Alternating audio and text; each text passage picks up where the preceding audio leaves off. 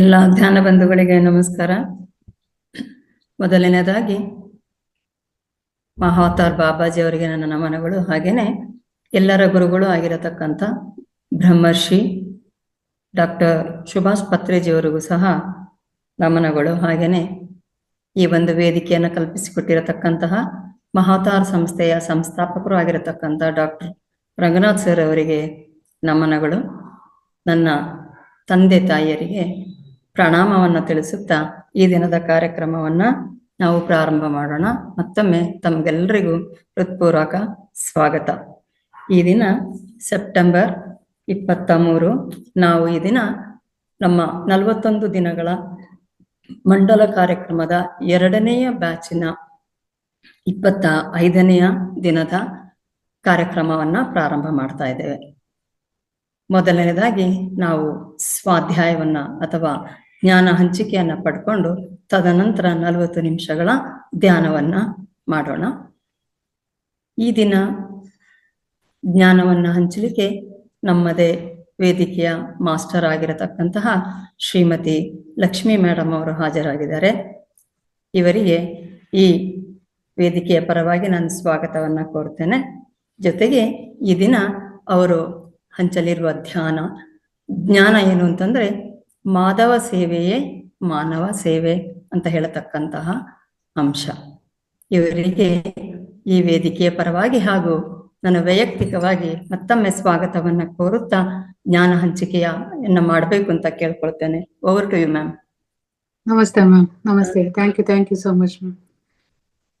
ಎಲ್ಲ ಆತ್ಮ ಬಂಧುಗಳಿಗೂ ನಮಸ್ಕಾರ. ಮೊಟ್ಟ ಮೊದಲ ಬಾರಿಗೆ ಬ್ರಹ್ಮಶ್ರೀ ಪಿತಾಮಹ ಪತ್ರಿಜಿಯವರಿಗೂ ಹಾಗೂ ಸ್ವರ್ಣಮಾಲಾ ಅಮ್ಮನವರಿಗೂ ಅನಂತ ಧನ್ಯವಾದಗಳನ್ನ ಅರ್ಪಿಸುತ್ತಾ, ಹಾಗೆ ಈ ವೇದಿಕೆಯನ್ನ ನಿರ್ಮಾಣಕ್ಕೆ ಮಾಡಿಕೊಟ್ಟಿರ್ತಕ್ಕಂಥ ರಂಗನಾಥ್ ಸರ್ ಅವರಿಗೂ ಸಹ ಧನ್ಯವಾದಗಳನ್ನ ಅರ್ಪಿಸುತ್ತಾ, ಹಾಗೆ ನನಗೆ ಇಲ್ಲಿ ಅವಕಾಶವನ್ನ ಕಲ್ಪಿಸಿದ್ದಕ್ಕೆ ರೇವತಿ ಮೇಡಮ್ ಅವರಿಗೂ ಸಹ ಧನ್ಯವಾದಗಳನ್ನ ಅರ್ಪಿಸುತ್ತಾ, ನನ್ನ ತಂದೆ ತಾಯಿಗಳಿಗೆ ನಮಸ್ಕರಿಸುತ್ತಾ, ಮಾಸ್ಟರ್ಸ್ ನಿಮಗೂ ಸಹ ನನ್ನ ನಮಸ್ಕಾರಗಳನ್ನು ತಿಳಿಸುತ್ತಾ, ನಾನು ಇಂದು ತಕ್ಕೊಂಡಿರ್ತಕ್ಕಂಥ ಸಬ್ಜೆಕ್ಟ್ ಮಾಧವ ಸೇವೆಯೇ ಮಾನವ ಸೇವೆ ಅಂದ್ರೆ ಮಾಧವ ಸೇವೆಯೇ ಮಾನವ ಸೇವೆ ಅಂದ್ರೆ ಏನು ಅನ್ನೋದನ್ನ ಇವತ್ತು ತಿಳ್ಕೊಳ್ಳೋಣ ಮಾಸ್ಟರ್ಸ್. ನಾವು ಈ ದಿನ ಸೇವೆ ಅನ್ನುವ ಕಾನ್ಸೆಪ್ಟ್ ಕುರಿತು ಕೂಲಂಕುಷವಾಗಿ ಆದಿಯಿಂದ ಅಂತ್ಯದವರೆಗೂ ಸಹ ನಾವು ತಿಳ್ಕೊಳ್ಳೋಣ ಮಾಸ್ಟರ್ಸ್. ನಿಜಕ್ಕೂ pyramid spiritual society master pyramid ಧ್ಯಾನಿಗಳು ಇವೆಲ್ಲರೂ ಕೂಡ ಪೂರ್ವ ಜನ್ಮದಲ್ಲೇ ನಿರಂತರ ಸೇವಾ ಧಾರಣರಾಗಿರ್ತಾರೆ, ಸೇವಾ ಚಕ್ರವರ್ತಿಗಳಾಗಿರ್ತಾರೆ, ಸೇವಾ ತತ್ಪರರು ಸಹ. ಆದ್ದರಿಂದಲೇ ಈ ಪಿರಮಿಡ್ ಧ್ಯಾನಿಗಳು ಧ್ಯಾನ ಕೇಂದ್ರಗಳಲ್ಲಿ ಸೇರಿದ ಮೊದಲ ದಿನದಿಂದಲೇನೆ ಎಲ್ಲರಿಗೂ ಸೇವೆ ಮಾಡಿರಿ ಅಂತ ಹೇಳ್ತಾ ಇರ್ತೇವೆ ಮಾಸ್ಟರ್. ಈ ದಿನ ಧ್ಯಾನ ಕಲಿತಿದ್ದೇವಲ್ಲವೇ, ಹಿಂದಿನಿಂದನೇ ಧ್ಯಾನ ಇತರರಿಗೆ ಹೇಳಿಕೊಡಿ ಈ ಆಧ್ಯಾತ್ಮಿಕ ಸೇವಾ ಕಾರ್ಯಕ್ರಮದಲ್ಲಿ ಮಗ್ನವಾಗಿಸುತ್ತಾರೆ ಪಿರಮಿಡ್ ಮಾಸ್ಟರ್ಗಳು ಮಾಸ್ಟರ್. ಈ ವಿಧವಾಗಿ ಪಿರಮಿಡ್ ಮಾಸ್ಟರ್ಗಳಾಗಲಿ ಪಿರಮಿಡ್ ಧ್ಯಾನಿಗಳಾಗಲಿ ಮೊಟ್ಟ ಮೊದಲ ದಿನದಿಂದಲೇ ಈ ಸೇವೆಯನ್ನ ರೂಪುರೇಷೆಗಳನ್ನ ತಿಳ್ಕೊಂಡಿರ್ತಾರೆ ಮಾಸ್ಟರ್. ಆದ್ರೆ ಕೇವಲ ಈ ಪಿರಮಿಡ್ ಮಾಸ್ಟರ್ಗಳೇ ಅಲ್ದೇನೆ ಪಿರಮಿಡ್ ಧ್ಯಾನಿಗಳೇ ಅಲ್ಲ, ಪ್ರಪಂಚದಲ್ಲೆಲ್ಲ ಕೂಡ ಈ ಸೇವೆ ಎನ್ನುವ ಕಾರ್ಯಕ್ರಮ ಅನಂತವಾಗಿ ನಡೆಯುತ್ತಲೇ ಇದೆ. ಅನೇಕ ರಂಗಗಳಲ್ಲಿ ಅನೇಕ ವಿಧವಾಗಿ ಅನೇಕ ಪದ್ಧತಿಗಳಲ್ಲಿ ಸೇವೆ ಅನ್ನೋದು ನಡೀತಾ ಬಂದಿದೆ ಮಾಸ್ಟರ್ಸ್. ಅಂದ್ರೆ ಸೇವೆ ಅಂದ್ರೆ ಏನಪ್ಪಾ ಅಂದ್ರೆ ಮಾಧವ ಸೇವೆಯೇ ಮಾನವ ಸೇವೆ ಅಂತ ಯಾಕೆ ಬಂತು, ಇದೆಲ್ಲ ಯಾವ ತರ ಸೇವೆಗಳನ್ನು ಮಾಡಿದ್ರೆ ನಾವು ಅದಕ್ಕೆ ಮಾದರಿ ಆಗ್ತೀವಿ ಅನ್ನೋದನ್ನ ತಿಳ್ಕೊಳ್ಳೋಣ ಮಾಸ್ಟರ್. ಸೇವೆ ಅಂದ್ರೆ ಏನು? ಈಗ ನಾವು ಈ ಸೇವೆ ಎನ್ನುವುದರ ಈ ಉದಾತ್ತವಾದ ವಿಷಯನ ಕುರಿತು ಎಲ್ಲಾ ಕೋನಗಳಲ್ಲಿ ಸಹ ನಾವು ಪರಿಶೀಲನೆ ಮಾಡೋಣ ಮಾಸ್ಟರ್ಸ್. ಈ ಅದ್ಭುತವಾದ ವಿಷಯ ಹೇಗೆ ಪ್ರಾರಂಭವಾಯಿತು, ಮಾನವನ ಆತ್ಮದ ವಿಕಾಸ ಯಾತ್ರೆಯಲ್ಲಿ ಅದರ ಒಂದು ಪರಾಕಾಷ್ಠೆ ಹೇಗೆ ಬಂತು, ಈಗ ಇವನ್ನೆಲ್ಲ ನಾವು ವಿವರವಾಗಿ ತಿಳ್ಕೊಳ್ಳೋಣ ಮಾಸ್ಟರ್. ಸೇವೆ ಅಂದ್ರೆ ಇದು ಒಂದು ವ್ಯಾಪಾರಕ್ಕೆ, ಉದ್ಯೋಗಕ್ಕೆ ಹಾಗೂ ನಮ್ಮ ಕುಟುಂಬದ ಧರ್ಮಕ್ಕೆ ವಿಭಿನ್ನವಾದದ್ದು ಮಾಸ್ಟರ್ಸ್. ಉದಾಹರಣೆಗೆ ಹೇಳೋದಾದ್ರೆ, ನಾವು ಕುಟುಂಬದಲ್ಲಿ ಹೆಂಡತಿ ಗಂಡನಿಗೆ ಸೇವೆ ಮಾಡ್ತಾರೆ ಅಂತ ಅಂತೀವಿ ನಾವು. ಅದು ತುಂಬಾ ಕನಿಷ್ಠ ಹಂತದಲ್ಲಿರುವಂತ ಸೇವೆ ಮಾಸ್ಟರ್ಸ್. ಆದ್ರೆ ಯಾವ ತರ ಅಪ್ಪ ಅಂದ್ರೆ, ಈಗ ಗಂಡ ಹೆಂಡತಿಗೆ ಸೇವೆಯನ್ನ ಮಾಡ್ತಾಳೆ, ಹೆಂಡತಿ ಗಂಡನಿಗೆ ಸೇವೆಯನ್ನ ಮಾಡ್ತಾರೆ. ಈಗ ಗಂಡ ಹೆಂಡತಿಯಿಂದ ಎಷ್ಟೋ ಉಪಯೋಗಗಳನ್ನ ಪಡ್ಕೊಂಡಿರ್ತಾರೆ, ಅದೇ ತರ ಹೆಂಡತಿ ಗಂಡನಿಂದ ಎಷ್ಟೋ ಉಪಯೋಗಗಳನ್ನ ಪಡ್ಕೊಂಡಿರ್ತಾರೆ. ಅದು ಅಂದ್ರೆ ಸೇವೆ ಅಂತ ಅನ್ಸ್ಕೊಳ್ಳೋದಿಲ್ಲ, ಅದು ಧರ್ಮ ಆಗತ್ತೆ.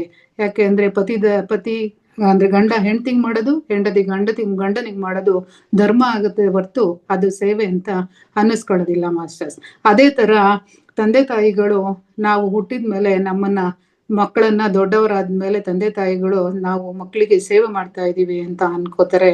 ಅದನ್ನು ಸಹ ನಾವು ಸೇವೆ ಅಂತ ಪರಿಗಣಿಸೋದಕ್ಕೆ ಆಗೋದಿಲ್ಲ ಮಾಸ್ಟರ್ಸ್. ಅದು ಸಹ ತುಂಬಾ ಎಚ್ಚರದಿಂದ ಆಲೋಚಿಸಬೇಕಾದಂತ ಶಬ್ದ. ಅಂದ್ರೆ ಚಿಕ್ಕಂದಿನಿಂದ ತಂದೆ ತಾಯಿಗಳು ನಮ್ಮನ್ನ ಬೆಳೆಸಿರ್ತಾರೆ. ಆದ್ರಿಂದ ದೊಡ್ಡವರಾದ್ಮೇಲೆ ಮತ್ತೆ ನಾವು ತಂದೆ ತಾಯಿಗಳನ್ನ ಚೆನ್ನಾಗಿ ನೋಡ್ಕೊಳ್ಬೇಕು ಅನ್ನೋದು ನಮ್ಮ ಕನಿಷ್ಠ ಧರ್ಮ ಆಗಿರುತ್ತದೆ ಹೊರತು ಅದು ಸೇವೆ ಅಂತ ಗುರ್ತಿಸೋದಕ್ಕೆ ಆಗೋದಿಲ್ಲ. ಅದನ್ನ ಗುರುತಿಸಿದ್ರು ಸಹ ಅದು ಕನಿಷ್ಠ ಧರ್ಮ ಆಗಿರುತ್ತೆ ಹೊರತು ಅದು ಸೇವೆ ಅಂತ ಅನ್ಸ್ಕೊಳ್ಳೋದಿಲ್ಲ ಮಾಸ್ಟರ್. ಧರ್ಮನೇ ಬೇರೆ, ಹಾಗೇನೆ ಸೇವೆನೇ ಬೇರೆ ಮಾಸ್ಟರ್ಸ್. ಧರ್ಮ ಬೇರೆ, ನಮ್ಮ ಸೇವೆ ಬೇರೆ, ನಮ್ಮ ಕರ್ತವ್ಯ ಬೇರೆ ಎಂಬುದನ್ನ ತಿಳ್ಕೋಬೇಕು ಮಾಸ್ಟರ್ಸ್. ಈಗ ನಾವು ಒಂದು ಉದ್ಯೋಗದಲ್ಲಿರ್ತೇವೆ, ನಾವು ಹಣ ತೆಗೆದುಕೊಳ್ತಾ ಕೆಲಸವನ್ನ ಮಾಡ್ತಾ ಇರ್ತೇವೆ. ಒಂದು ಸರ್ಕಾರಿ ಸೇವೆ ಅನ್ಕೊಳ್ಳಿ, ನಾವು ಇವಾಗ ಹೇಳ್ಕೊತೀವಿ ನಾನು ಸರ್ಕಾರಿ ಸೇವೆಯನ್ನ ಮಾಡ್ತಾ ಇದ್ದೇನೆ ಅಂತ. ಅದು ನಾವು ಹಣ ತಗೊಂಡು ಮಾಡ್ತಕ್ಕಂಥ ಸೇವೆ ಸರ್ಕಾರಿ ಸೇವೆ ಆಗೋದಿಲ್ಲ ಮಾಸ್ಟರ್ಸ್. ನಾವು ಮಾಡ್ತಿರುವ ಕೆಲಸಕ್ಕೆ ವೇತನವನ್ನ ನಾವು ತಗೋತಾ ಇರ್ತೀವಿ. ಹಾಗೇನೆ ಒಬ್ಬ ಕಾರ್ಮಿಕ ಸಹ ಮೂಟೆ ಹೊತ್ತು 10 ರೂಪಾಯಿ ಮೂಟೆ ಎತ್ಕೊಂಡು ಬಂದು ಹಾಕಿ 10 ರೂಪಾಯಿಗಳನ್ನ ನಾವು ಅವನಿಗೆ ಕೊಡ್ತೇವೆ. ಅದು ಅವನು ದುಡ್ಡನ್ನ ತಗೊಂಡು ಅವನು ಕೆಲಸವನ್ನ ಮಾಡ್ತಾ ಇರ್ತಾನೆ. ಅದು ಕೂಡ ಸೇವೆ ಅಂತ ಆಗೋದಿಲ್ಲ. ಯಾಕೆ ಅಂದ್ರೆ ಅವನು ಮಾಡಿರೋ ಕೆಲಸಕ್ಕೆ ದುಡ್ಡನ್ನ ತಗೊಂಡಿರ್ತಾನೆ. ಅದು ಸಹ ಅವನ ಕರ್ತವ್ಯ ಆಗತ್ತೆ ಹೊರತು ಅದು ಅವನ ಸೇವೆ ಆಗೋದಿಲ್ಲ ಮಾಸ್ಟರ್. ಅದೇ ತರ ಒಂದು ಕಂಪನಿ ಚೇರ್ಮನ್ ಕೂಡ ತಾನು ಉದ್ಯೋಗ ಮಾಡ್ತಾನೆ, ತನ್ಗೇನ್ ಬರ್ಬೇಕೋ ಆ ಲಾಭಗಳನ್ನ ಪಡ್ಕೋತಾನೆ. ಅವನು ಸಹ ಸೇವೆ ಅಂತ ಅದು ಆಗೋದಿಲ್ಲ. ಅವನು ಕರ್ತವ್ಯವನ್ನ ಅವನು ಮಾಡ್ತಾ ಇರ್ತಾನೆ. ಕಾರ್ಮಿಕ ತಾನು ಭಾರವನ್ನ ಹೊತ್ತು ಅದಕ್ಕೆ ತಕ್ಕ ಫಲಿತ ಪಡೆದಂತೆಯೇ ಒಬ್ಬ ಯೂನಿವರ್ಸಿಟಿ ಪ್ರೊಫೆಸರ್ ಕೂಡ ತನ್ನ ಬುದ್ಧಿವಂತಿಕೆಯನ್ನು ಉಪಯೋಗಿಸ್ತಾನೆ, ಕರ್ಮಗಳನ್ನ ಮಾಡ್ತಾನೆ. ಅದಕ್ಕೆ ತಕ್ಕ ಹಾಗೆ ತಿಂಗಳಿಗೆ 50,000ನೋ 60,000ನೋ ರೂಪಾಯಿಗಳನ್ನ ಪಡ್ಕೋತಾನೆ. ಅಂದ್ರೆ ಯಾರಿಗೆ ಏನು ಸಾಧ್ಯವೋ ಅದನ್ನು ಮಾಡಿ ಅದರ ಫಲವನ್ನ ಅವರು ಪಡಿತಾ ಇರ್ತಾರೆ. ಇಂತಹ ಹಣವನ್ನ ತೆಗೆದುಕೊಂಡು ಮಾಡುವ ಕಾರ್ಯಕ್ರಮಕ್ಕೆ ಸೇವೆ ಅಂತ ಹೇಳೋದಕ್ಕಾಗೋದಿಲ್ಲ. ಅದು ಅವನ ಕರ್ತವ್ಯ ಆಗಿರುತ್ತೆ. ಆದ್ರಿಂದ ನಾವು ಅದು ನಮ್ಮ ಧರ್ಮ ಕರ್ತವ್ಯ ನಿರ್ವಹಣೆ. ನಮ್ಮವರಿಗೆ ನಾವು ಮಾಡುವುದು ನಮ್ಮ ಧರ್ಮ ನಿರ್ವಹಣೆ, ಕರ್ತವ್ಯ ನಿಷ್ಠೆ ಆಗುತ್ತದೆಯೇ ಹೊರತು ಸೇವಾ ಧುರಣತೆ, ಸೇವಾ ತತ್ಪರರು ಹೇಗಾಗುತ್ತೆ ಮಾಸ್ಟರ್ಸ್? ಆಗೋದೇ ಇಲ್ಲ. ಅಂದ್ರೆ ಏನಪ್ಪಾ ಆಗೋದಿಲ್ಲ ಎಂದರ್ಥವಲ್ಲ, ಆಗುತ್ತದೆ. ಆದ್ರೆ ಅದು ಕನಿಷ್ಠ ಪಕ್ಷದಲ್ಲಿ ಇದೆ ಎಂದು ಅರ್ಥ. ಅಂದ್ರೆ ನಾವು ಮಾಡ್ತಕ್ಕಂಥ ಅದು ನಮ್ಮ ಕರ್ತವ್ಯ ಧರ್ಮ, ಅದು ಸೇವೆ ಆಗೋದಿಲ್ಲ. ಅದು ಸೇವೆ ಅಂತ ಅನ್ನಿಸ್ಕೊಂಡ್ರು ಸಹ ಅದು ಕನಿಷ್ಠ ಧರ್ಮದಲ್ಲಿರುತ್ತೆ ಹೊರತು ಅದು ಪೂರ್ಣವಾಗಿ ಸೇವೆ ಅಂತ ಹೇಳೋದಕ್ಕೆ ಆಗೋದಿಲ್ಲ ಮಾಸ್ಟರ್ಸ್. ಹಾಗೇನೆ ಧರ್ಮ ಮಾಡಿದರೆ ಪ್ರತ್ಯೇಕವಾದ ಗುರುತಿಸುವಿಕೆ ಇಲ್ಲ. ಅಂದ್ರೆ ನಾವು ತಂದೆ ತಾಯಿಗಳಿಗೆ ಸೇವೆ ಅದು ನಮ್ಮ ಕರ್ತವ್ಯ ಅಂತ ಅರ್ಥ ಆಗತ್ತೆ. ಚಿಕ್ಕ ವಯಸ್ಸಿನಿಂದ ನಮ್ಮನ್ನ ಅವರು ಸಾಕಿರ್ತಾರೆ, ನಾವು ದೊಡ್ಡವರಾದ್ಮೇಲೆ ಅವರನ್ನ ನೋಡ್ಕೋತೀವಿ. ಇದು ಕರ್ತವ್ಯ ಆಗತ್ತೆ ಹೊರತು ಅದು ಸೇವೆ ಅಂತ ಅನ್ಸ್ಕೊಳ್ಳೋದಿಲ್ಲ ಮಾಸ್ಟರ್ಸ್. ಹಾಗೆ ಸೇವೆ ಮಾಡಿದರೆ ಪುರಸ್ಕಾರವಿರುತ್ತದೆ. ಅಂದ್ರೆ ಸೇವೆ ಮಾಡಿದರೆ ಪುರಸ್ಕಾರವಿರುತ್ತದೆ. ನಮ್ಮ ತಂದೆ ತಾಯಿ ಅಲ್ಲದೆ ಪಕ್ಕದ ಮನೆಯ ತಂದೆ ತಾಯಿಯರಿಗೆ ಕೂಡ ನೋಡಿಕೊಂಡರೆ, ಯಾರಾದರೂ ಆಗಿರ್ಬೋದು, ವಯೋವೃದ್ಧರನ್ನು ನೋಡಿಕೊಂಡ್ರೆ ಅದು ಸೇವೆ. ನಮ್ಮ ಮಕ್ಕಳಿಗೆ ನಾವು ಓದನ್ನ ಕಲಿಸಿದರೆ, ಪಕ್ಕದ ಮನೆಯ ಮಕ್ಕಳಿಗೂ ಓದು ಕಲಿಸಿದರೆ ಅದು ಸೇವೆ. ಟ್ಯೂಷನ್ ಫೀಸ್ ತೆಗೆದುಕೊಳ್ಳಬಾರದು. ಟ್ಯೂಷನ್ ಫೀಸ್ ತೆಗೆದುಕೊಂಡರೆ ಅದು ವ್ಯಾಪಾರ ಆಗುತ್ತದೆ ಹೊರತು ಸೇವೆ ಆಗುವುದಿಲ್ಲ. ಸೇವೆ ಅಂದ್ರೆ ಓದು ಬರಹ, ಪಕ್ಕದ ಮನೆಯವರಿಗೂ ಸಹ ಓದು ಬರಹವನ್ನ ಕಲಿಸಿದರೆ, ಅಂದ್ರೆ ಅದು ಉಚಿತವಾಗಿ ಓದು ಬರಹವನ್ನ ಕಲಿಸಿದರೆ ಸೇವೆ ಆಗತ್ತೆ. ನಮ್ಮ ಮಕ್ಕಳಿಗೆ ನಾವು ಓದು ಕಲಿಸಿದರೆ ಅದು ಸೇವೆ ಆಗುವುದಿಲ್ಲ. ಅದು ಕೇವಲ ಧರ್ಮ ಆಗತ್ತೆ, ನಮ್ಮ ಕರ್ತವ್ಯ ಆಗತ್ತೆ ಮಾಸ್ಟರ್ಸ್. ಆದ್ರಿಂದ ಎಲ್ಲಿ ಧರ್ಮ ಕರ್ತವ್ಯ ಇರುತ್ತದೆಯೋ ಅಲ್ಲಿ ಅವುಗಳನ್ನು ನಿರ್ವಹಿಸುತ್ತಿದ್ದರೆ ನಮ್ಮನ್ನು ಧರ್ಮ ಪರಾಯಣರೆನ್ನುತ್ತಾರೆ, ಕರ್ತವ್ಯ ನಿಷ್ಠರೆನ್ನುತ್ತಾರೆ ಹೊರತು ಅವರನ್ನು ಸೇವಾ ಪರಾಯಣರು ಎನ್ನೋದಕ್ಕೆ ಆಗೋದಿಲ್ಲ. ತಂದೆ ತಾಯರಿಗೆ ಸೇವೆ ಎನ್ನುವುದು ಕನಿಷ್ಠ ನಮ್ಮ ಧರ್ಮ ಆಗಿರುತ್ತದೆ ಹೊರತು ಅದು ಸೇವೆ ಆಗೋದಿಲ್ಲ ಮಾಸ್ಟರ್. ಅದೇ ತರ ಈಗ ಅತಿಥಿ ಸೇವೆಗೆ ಬರೋದಾದ್ರೆ, ಅತಿಥಿ ಸೇವೆ ಎನ್ನುವುದು ಕೂಡ ಯಾರೋ ಅತಿಥಿಗಳು ಅಂದ್ರೆ ಅಭ್ಯಾಗತರು ಬರ್ತಾರೆ, ರಾತ್ರಿ ಹೊತ್ತು ಬರ್ತಾರೆ, ಅವರಿಗೆ ಎಲ್ಲೋ ಉಳ್ಕೊಳ್ಳೋದಕ್ಕೆ ನೆರಳಿಲ್ಲ, ಅವರಿಗೆ ಆಶ್ರಯ ನೀಡುವುದು ಊಟ ಉಪಚಾರ ಮಾಡುವುದು ಇವೆಲ್ಲ ಸೇವೆ ಅನ್ಸ್ಕೊಳತ್ತೆ. ಆದ್ರೆ ತಂದೆ ತಾಯಿಯರ ಸೇವೆ ಎಂಬುದು ಎಲ್ಲೂ ಸಹ ಇಲ್ಲ ಮಾಸ್ಟರ್ಸ್. ತಂದೆ ತಾಯಿಯರ ಸೇವೆ ಎಂಬುದು ಇಲ್ವೇ ಇಲ್ಲ. ತಂದೆ ತಾಯಿಯರಿಗೆ ಸೇವೆ ಮಾಡುವುದೆಂದರೆ ಪಿರಮಿಡ್ ಸ್ಪಿರಿಚುವಲ್ ಸೊಸೈಟಿ ಮಾಸ್ಟರ್ಗಳಿಗೆ ನುಂಗಲಾರದಂತ ವಿಷಯ. ಆದ್ದರಿಂದ ಎಲ್ಲಿ ಪ್ರತಿಫಲ ಇಲ್ಲವೋ ಅಲ್ಲಿ ನಮ್ಮವರಲ್ಲದವರಿಗೆ ನಾವು ಸೇವೆ ಮಾಡುವುದೆನ್ನುವುದು ಅದು ಸೇವೆ ಆಗುತ್ತದೆ ಹೊರತು ನಮ್ಮವರಿಗೆ ನಾವು ಮಾಡುವುದು ಸೇವೆ ಅಂತ ಅನ್ನೋದಕ್ಕೆ ಆಗೋದಿಲ್ಲ ಮಾಸ್ಟರ್ಸ್. ಅದು ನಮ್ಮ ಧರ್ಮ, ಅದು ನಮ್ಮ ಧರ್ಮ ಆಗಿರ್ತದೆ. ಅದು ನಾವು ಆ ತಂದೆ ತಾಯಿಗಳನ್ನು ಸಹ ನೋಡ್ಕೊಳ್ದೆ ಇದ್ರೆ ಮತ್ತೆ ಅದು ನೋಡ್ಕೊಳ್ಳಿಲ್ಲ ಅಂದ್ರೆ ಅದು ಅಧರ್ಮ ಆಗತ್ತೆ. ತಂದೆ ತಾಯಿಯರ ಸೇವೆ ಎಂಬುದು ಒಂದು ದೊಡ್ಡ ನೀತಿ ಬೋಧೆಯಂತೆ ತಿಳಿಸುತ್ತದೆ. ಇದೆಲ್ಲ ಏನು ಅಲ್ಲ. ಅದೇ ತರ ಗುರು ಸೇವೆನೂ ಸಹ ಇಲ್ಲ ಮಾಸ್ಟರ್ಸ್. ನಾವು ಹೇಳ್ತೀವಿ ಗುರು ಸೇವೆ ಮಾಡದೆ ಅಂತ, ಬಿಟ್ರೆ ತಂದೆ ತಾಯಿಯರಿಗೆ ಸೇವೆ ಎಂಬುದು ಇಲ್ಲ. ಹಾಗೆಯೇ ಗುರು ಸೇವೆಯೂ ಸಹ ಎಂಬುದು ಇಲ್ಲವೇ ಇಲ್ಲ. ಗುರುವಿನಿಂದ ವಿದ್ಯೆ ಅಭ್ಯಸಿಸಿದ್ದೇವೆ. ಗುರುಗಳ ಕಾಲು ಓತಿದರೆ ಗುರುವಿಗೆ ಏನಾದರೂ ಪ್ರತಿಫಲ ನೀಡಿದರೆ ಅದು ಗುರು ಸೇವೆ ಹೇಗಾಗುತ್ತೆ? ಗುರು ಎಷ್ಟು ಮಾಡಿದ್ದಾರೆ ನಮಗೆ, ನಾವೆಷ್ಟು ಮಾಡುತ್ತಿದ್ದೇವೆ? ಅದು ಸೇವೆ ಅಲ್ಲವೇ ಅಲ್ಲ. ತಂದೆ ತಾಯಿಯರ ಸೇವೆನೂ ಇಲ್ಲ, ಗುರು ಸೇವೆಯೂ ಇಲ್ಲ.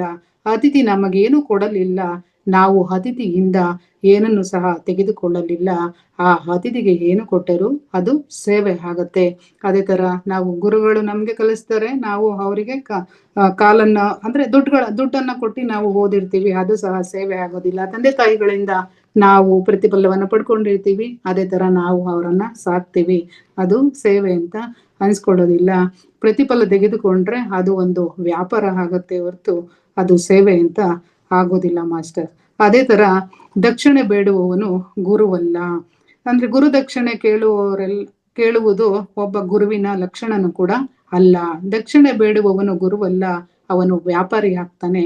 ನಾನು ಇಷ್ಟು ದಿವಸ ನಿನಗೆ ವಿದ್ಯೆ ಕಲಿಸಿದ್ದೇನೆ, ಆದ್ರಿಂದ ನಾನು ಹೇಳಿದ್ದನ್ನೆಲ್ಲ ಮಾಡಬೇಕು ಅಂತ ಉದಾಹರಣೆಗೆ ಹೇಳೋದಾದ್ರೆ, ದ್ರೋಣ ಅರ್ಜುನನನ್ನ ಪ್ರತಿಫಲ ಕೇಳದೆ, ನೀನು ನನ್ನ ಶತ್ರುವನ್ನ ಸಂಹರಿಸಬೇಕು, ನನಗೆ ಆ ದೃಪದ ಅವನು ನನ್ನ ಶತ್ರು, ಅವನನ್ನು ನಾನು ಸಾಯಿಸಲಾರೆ, ಅಂದ್ರೆ ನನ್ನದು ಬ್ರಾಹ್ಮಣ ಧರ್ಮ, ನಾನು ಶತ್ರುವನ್ನ ಸಾಯಿಸೋದಕ್ಕೆ ಆಗೋದಿಲ್ಲ, ಶತ್ರುವನ್ನ ನೀನು ಸಾಯಿಸ್ಬೇಕು, ಆದ್ರಿಂದ ನಿನ್ನನ್ನು ಪಾಲಿಸಿ ಪೋಷಿಸಿದ್ದೇನೆ, ನೀನು ಆತನ್ನ ಸಾಯಿಸ್ಬೇಕು ಅಂತ ಹೇಳ್ತಾರೆ. ಅಂದ್ರೆ ಇಲ್ಲಿ ಗುರು ತನ್ನ ದಕ್ಷಿಣೆ ಕೇಳಿದ, ಪ್ರತಿಫಲ ಬಯಸಿದ, ಇದು ಗುರು ಧರ್ಮ ಅಲ್ವೇ ಅಲ್ಲ. ಅಂದ್ರೆ ಇಲ್ಲಿ ಅವರು ಸಹ ಅಲ್ಲಿ ಪ್ರತಿಫಲವನ್ನ ಅಪೇಕ್ಷೆ ಮಾಡಿದ್ರು ಸಹ ಇದು ಸಹ ಸೇವೆ ಅಂತ ಅನ್ಸ್ಕೊಳ್ಳೋದಿಲ್ಲ ಮಾಸ್ಟರ್ಸ್. ಅದೇ ತರ ಗೋಪಿ ಜನ ಪರಿವೇಷ್ಟಿ ಅಂದ್ರೆ ಕೃಷ್ಣನಿಗೆ 16 ಮಂದಿ ಗೋಪಿಕೆಯರು ಇದ್ರು ಮಾಸ್ಟರ್ಸ್. ಅಂದ್ರೆ ಅಷ್ಟು ಜನ ಗೋಪಿಕೆಯ ಅವನ ಸುತ್ತಲೂ ಏಕೆ ಸೇರಿರ್ತಾ ಇದ್ರು ಅಂದ್ರೆ, ಕೃಷ್ಣ ಪ್ರತಿಯೊಬ್ಬರನ್ನು ಮರದ ಕೆಳಗೆ ಕೂರಿಸಿ ಧ್ಯಾನ ಕಲಿಸ್ತಾ ಇದ್ದ ಮಾಸ್ಟರ್ಸ್. ಅದಕ್ಕೂ ಮೊದಲು ಜನ್ಮದಲ್ಲಿ ಮುನಿಗಳೆಲ್ಲರೂ ಕೂಡ ಈ ಜನ್ಮದಲ್ಲಿ ಗೋಪಿಕೆಯರಾಗಿ ಕೃಷ್ಣನ ಹತ್ತಿರ ಸೇರ್ತಾ ಇದ್ರು. ಅಂದ್ರೆ ಮುನಿಗಳೆಂದರೆ ಮೌನದಲ್ಲಿ ಪರಾಕಾಷ್ಠೆಯನ್ನ ಸಂಪಾದಿಸಿದವರು, ಆದ್ರೆ ಧ್ಯಾನದ ಸರಹದ್ದಿನ ಹತ್ತಿರ ಇನ್ನೂ ಹೋಗಿಲ್ಲ. ಹಾಗಾಗಿ ಕೃಷ್ಣ ಅವರಿಗೆಲ್ಲ ಧ್ಯಾನವನ್ನ ಕಲಿಸ್ತಾ ಇದ್ರು, ಅವರಿಗೆಲ್ಲ 3ನೇ ಕಣ್ಣು ಕುರಿತಾಗಿ ಹೇಳ್ತಾ ಇದ್ರು. ಆದ್ರಿಂದ ಅವರೆಲ್ಲರೂ ಅಂದ್ರೆ ಆ ಮುನಿಗಳೆಲ್ಲರೂ ಸಹ ಗೋಪಿಕೆಯರಾಗಿ ಕೃಷ್ಣನ ಶಿಕ್ಷಣದಲ್ಲಿ ಋಷಿಗಳಾದ್ರು ಮಾಸ್ಟರ್ಸ್. 16 ಮಂದಿ ಮುನಿಗಳು ಗೋಪಿಕೆಯರಾಗಿ ತಯಾರಾಗಿ 16,000 ಋಷಿಗಳಾಗಿ ತಯಾರಾದ್ರು. ಈ ಯೋಗೀಶ್ವರನ ಹತ್ತಿರ ಇದನ್ನೇ ಗೋಪಿ ಜನ ಪರಿವೇಷ್ಟಿ ಅಂತ ಕರಿತೀವಿ ಮಾಸ್ಟರ್. ಧ್ಯಾನ ವಿದ್ಯೆ ಕಲಿತು ಋಷಿಗಳಾದ್ರು. ಗೋಪಾಲ ಅಂದ್ರೆ ಇಂದ್ರಿಯಗಳನ್ನ ಪಾಲಿಸುವವನು. ಗೋಪಿ ಜನ ಅಂದ್ರೆ ತಾವು ಕೂಡ ತಮ್ಮ ತಮ್ಮ ಇಂದ್ರಿಯಗಳನ್ನ ವಶಪಡಿಸಿಕೊಳ್ಳುವ ಆ ಒಂದು ಮಾರ್ಗದಲ್ಲಿ ಇರುವವರೇ ಗೋಪಿಕೆಯರು. ಗೋಪಿ ಜನ ಪರಿವೇಷ್ಟಿ ಅಂದ್ರೆ ಯೋಗ ದರ್ಶನ ಸಾಮ್ರಾಜ್ಯದಲ್ಲಿ ಪ್ರವೇಶಿಸಲಿಕ್ಕೆ, ಅದರಲ್ಲಿ ಉತ್ತೀರ್ಣರಾಗಲಿಕ್ಕೆ ಯಾರು ಪ್ರವೇಶಿಸುತ್ತಾರೋ ಅವರೆಲ್ಲರೂ ಕೃಷ್ಣನ ಸುತ್ತಲೂ ಸೇರಿದ್ದಾರೆಂದರ್ಥ. ಅವರಿಗೆಲ್ಲ ಕೃಷ್ಣ ಧ್ಯಾನ ವಿದ್ಯೆ ಕಲಿಸಿದ. ಅದಕ್ಕೆ ಮೊದಲು ಅವರು ಮೌನ ವಿದ್ಯೆ ಕಲಿತಿದ್ದರು, ಮುನಿಗಳಾಗಿದ್ರು. ಕೃಷ್ಣನ ಹತ್ತಿರ ಸೇರಿ ಧ್ಯಾನ ವಿದ್ಯೆ ಕಲಿತುಕೊಂಡು ಋಷಿಗಳಾದ್ರು. ಅದೇ ಗೋಪಿ ಜನ ಪರಿವೇಷ್ಟಿ ಎಂಬುದು ನಿಜವಾದ ಅರ್ಥ ಮಾಸ್ಟರ್ಸ್. ಆದ್ರೆ ನಿಜವಾದ ಅರ್ಥ ತಿಳಿದಲೆ ಸೆಕ್ಸ್ ಎಂಬುದಾಗಿ ಸುಮ್ಮನೆ ಮೂಗಿನ ನೇರಕ್ಕೆ ಜನ ಮಾತಾಡ್ತಾ ಇರ್ತಾರೆ ಮಾಸ್ಟರ್ಸ್. ಆದ್ರೆ ಕೃಷ್ಣ ಮಾಡಿದ್ದು ಹಿಂದೆ 16,000 ಮುನಿಗಳಾಗಿದ್ದವರು ಈ ಜನ್ಮದಲ್ಲಿ ರಾಧಿಕೆ ಗೋಪಿಕೆಯರಾಗಿರ್ತಾರೆ, ಅವ್ರಿಗೆಲ್ಲ ಧ್ಯಾನ ಕಲಿಸಿ ಕೃಷ್ಣ ಮುಂದಿನ ಜನ್ಮದಲ್ಲಿ ಅವ್ರನ್ನೆಲ್ಲ ಋಷಿಗಳನ್ನಾಗಿ ಮಾಡ್ತಾರೆ ಮಾಸ್ಟರ್ಸ್.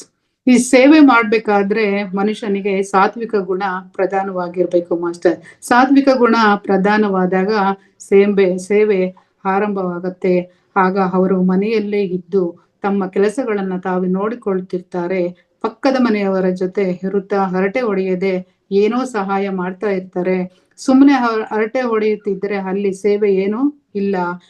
ಆ ಹರಟೆ ಹೊಡೆಯೋದ್ರ ಬದಲು ಪಕ್ಕದಲ್ಲಿ ಬಿದ್ದವರಿಗೆ ಇಂಗ್ಲಿಷೋ ಗಣಿತನೋ ಸಂಗೀತವನ್ನು ಕಲಿಸ್ತಾ ಇದ್ರೆ ಅದು ಸೇವಾ ಕಾರ್ಯಕ್ರಮ ಪ್ರಾರಂಭವಾಗುತ್ತೆ. ಅಲ್ಲಿ ಮನೆಯಲ್ಲಿ ಕೆಲಸವಿದ್ದಾಗ ಹೊರಗಡೆ ಹೋಗಿ ಸ್ವಲ್ಪ ಸೇವಾ ಕಾರ್ಯಕ್ರಮಗಳ ಮಾಡ್ತಾ ಇದ್ರೆ ಹೊರಗೆ ಹೋಗಿ ಹಣ ಸಂಪಾದಿಸ್ಬೇಕೆನ್ನೋದು ಅವರಿಗೆ ಇರೋದಿಲ್ಲ. ಆಗ ಸೇವಾ ಕಾರ್ಯಕ್ರಮ ಮಾಡುತ್ತಿದ್ದಾಗ ನಮ್ಮ ಮನೆಗಳಲ್ಲಿ ಅವಾಗ ಹೇಳ್ತಾರೆ, ಸುಮ್ನೆ ನೀನು ಓಡಾಡ್ಕೊಂಡು ಬರ್ತೀಯ, ಇದರಿಂದ ನಮ್ಗೆ ಏನು ಉಪಯೋಗ, ಸ್ವಲ್ಪ ಹಣ ಆದ್ರೂ ಸಂಪಾದಿಸಬಾರ್ದ, ಸೈಟು ಕಾರು ಮನೆ ಫ್ರಿಡ್ಜು AC ರೂಮ್ಗಳನ್ನೆಲ್ಲ AC ಎಲ್ಲ ತಗೋಬಾರ್ದ, ಮತ್ ಸ್ವಲ್ಪ ಆಸ್ತಿನಾದ್ರೂ ಮಾಡಬಾರ್ದ ಅನ್ನೋದು ನಮ್ಮ ಮನೆಗಳ ಕಡೆಯಿಂದ ಪ್ರೆಷರ್ ಆಗ್ತಾ ಇರ್ತಾರೆ. ಆದ್ರೆ ಸಾತ್ವಿಕ ಗುಣ ಪ್ರಧಾನರಿಗೆ ಈ ಸೈಟು AC ರೂಮ್ಗಳು ಇತ್ಯಾದಿಗಳ ಮೇಲೆ ವ್ಯಾಮೋಹ ಇರೋದಿಲ್ಲ ಮಾಸ್ಟರ್ಸ್. ಅವೆಲ್ಲ ಗತ ಜನ್ಮದಲ್ಲೇ ಆಗಿ ಹೋಗಿರ್ತಕ್ಕಂಥದ್ದು. ಈಗ ಅಕ್ಕಪಕ್ಕದವರಿಗೆ ಏನಾದ್ರೂ ಸೇವೆ ಮಾಡೋಣ, ಅದರ ಮುಖದಲ್ಲಿ ಆನಂದ ಪಡೋಣ ಅಂತ ಅಂದ್ರೆ ಸಾತ್ವಿಕ ಗುಣದಲ್ಲಿರ್ತಕ್ಕಂಥವ್ರ ಇವರಿಗೆ ಅಷ್ಟರಲ್ಲೇನೆ ಅವರು ಆನಂದವನ್ನ ಪಡ್ತಾ ಇರ್ತಾರೆ ಮಾಸ್ಟರ್. ಸೇವೆಗಳೇ ತೃಪ್ತಿಯನ್ನ ನೀಡುತ್ತದೆ. ಅಂದ್ರೆ ಸೇವೆ ಮಾಡೋದ್ರಿಂದ ಯಾವ ತರ ತೃಪ್ತಿ ಸಿಗತ್ತಪ್ಪ ಅಂದ್ರೆ, ಈ ಚಿಕ್ಕ ಚಿಕ್ಕ ಸೇವೆಗಳೇ ನಮ್ಗೆ ಎಷ್ಟೋ ತೃಪ್ತಿಯನ್ನ ನೀಡುತ್ತೆ. ಅದಕ್ಕೆ ಮೊದಲು ಎಲ್ಲೂ ಇಲ್ಲದ ತೃಪ್ತಿ ಇದೀಗ ಕಾಣ ಬರ್ತದೆ. ಸೇವೆ ಎಲ್ಲಿರುತ್ತದೆಯೋ ಅಲ್ಲಿ ತೃಪ್ತಿ ಇರುತ್ತದೆ ಮಾಸ್ಟರ್. ಸೇವೆ ಎಲ್ಲಿ ಇಲ್ಲವೋ ಅಲ್ಲಿ ತೃಪ್ತಿ ಇಲ್ಲ. ತೃಪ್ತಿ ಮನುಷ್ಯನಿಗೆ ಸೇವೆಯಿಂದಲೇ ಪ್ರಾರಂಭವಾಗತ್ತೆ.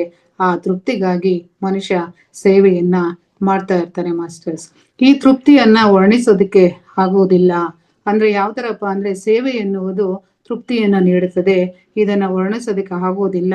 ಈಗ ಉದಾಹರಣೆಗೆ ತಗೊಳ್ಳೋದಾದ್ರೆ, ಮದರ್ ತೆರೇಸಾ ಎಷ್ಟೋ ಸೇವೆಯನ್ನ ಮಾಡಿದ್ದಾರೆ.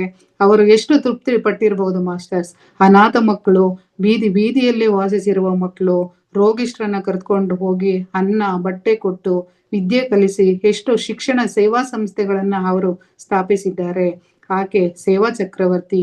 ನಮ್ಮ ಮನೆಯಲ್ಲೇ ಇದ್ದು ನಮ್ಮ ಕೆಲಸಗಳನ್ನು ನೋಡಿಕೊಳ್ಳುತ್ತಾ ಬಿಡುವಿನ ಸೇವೆಯಲ್ಲಿ ಸೇವೆ ಮಾಡುವುದು ಒಂದು ಕಡೆಯಾದರೆ, ಜೀವನವನ್ನೆಲ್ಲಾ ಸೇವೆಗೆ ಅಂಕಿತ ಮಾಡುವುದು ಅದೇ ಸೇವಾ ಧುರಂಧರತೆ ಮಾಸ್ಟರ್ಸ್. ಅಂದ್ರೆ ಈಗ ಮದರ್ ತೆರೇಸಾ ಅವರು ಅವರ ಜೀವನವನ್ನೆಲ್ಲ ಸೇವೆಗಾಗಿನೇ ಮುಡ್ಪಿಟ್ರು ಮಾಸ್ಟರ್.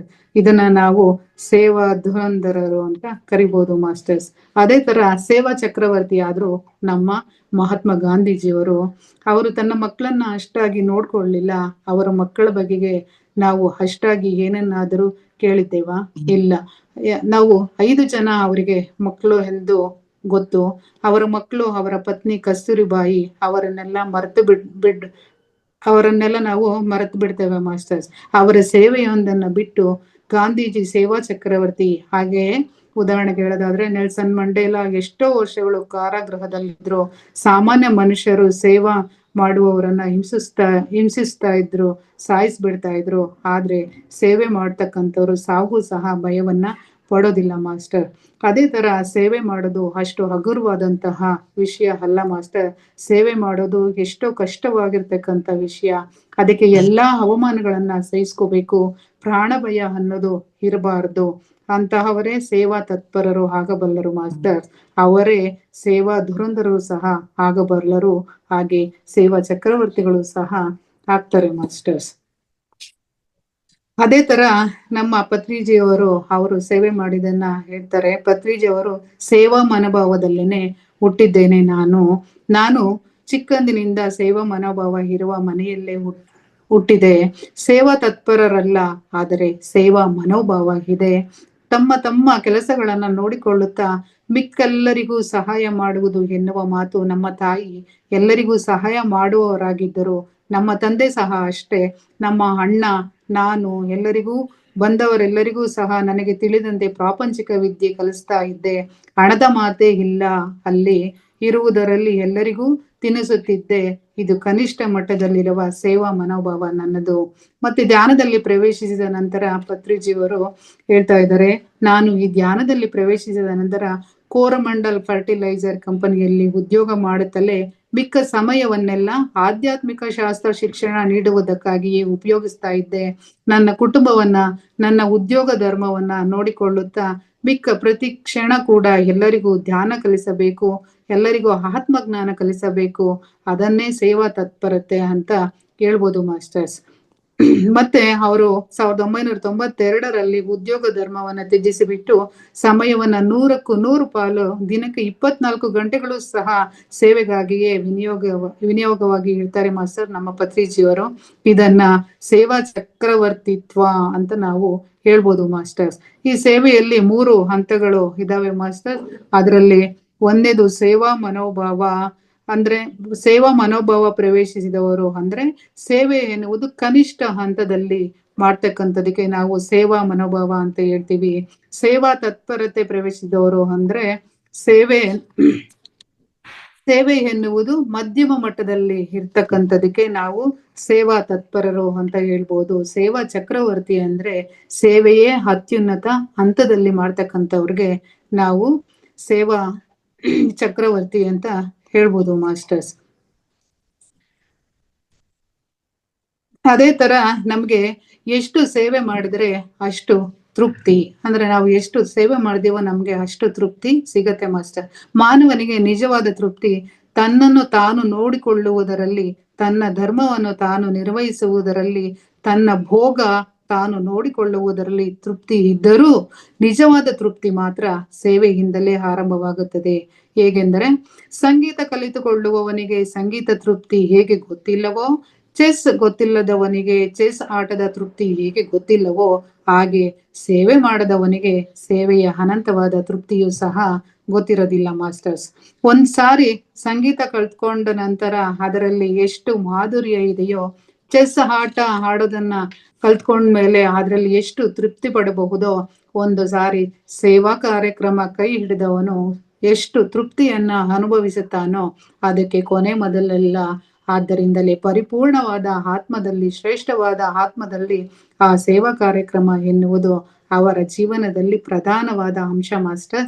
ಈ ಸೇವೆ ಕೂಡ ಪ್ರಾಪಂಚಿಕ ಸೇವೆಯಿಂದ ಆಧ್ಯಾತ್ಮಿಕ ಸೇವೆಗೆ ಕ್ರಮೇಣ ಬದಲಾಗುತ್ತೆ ಮಾಸ್ಟರ್ಸ್.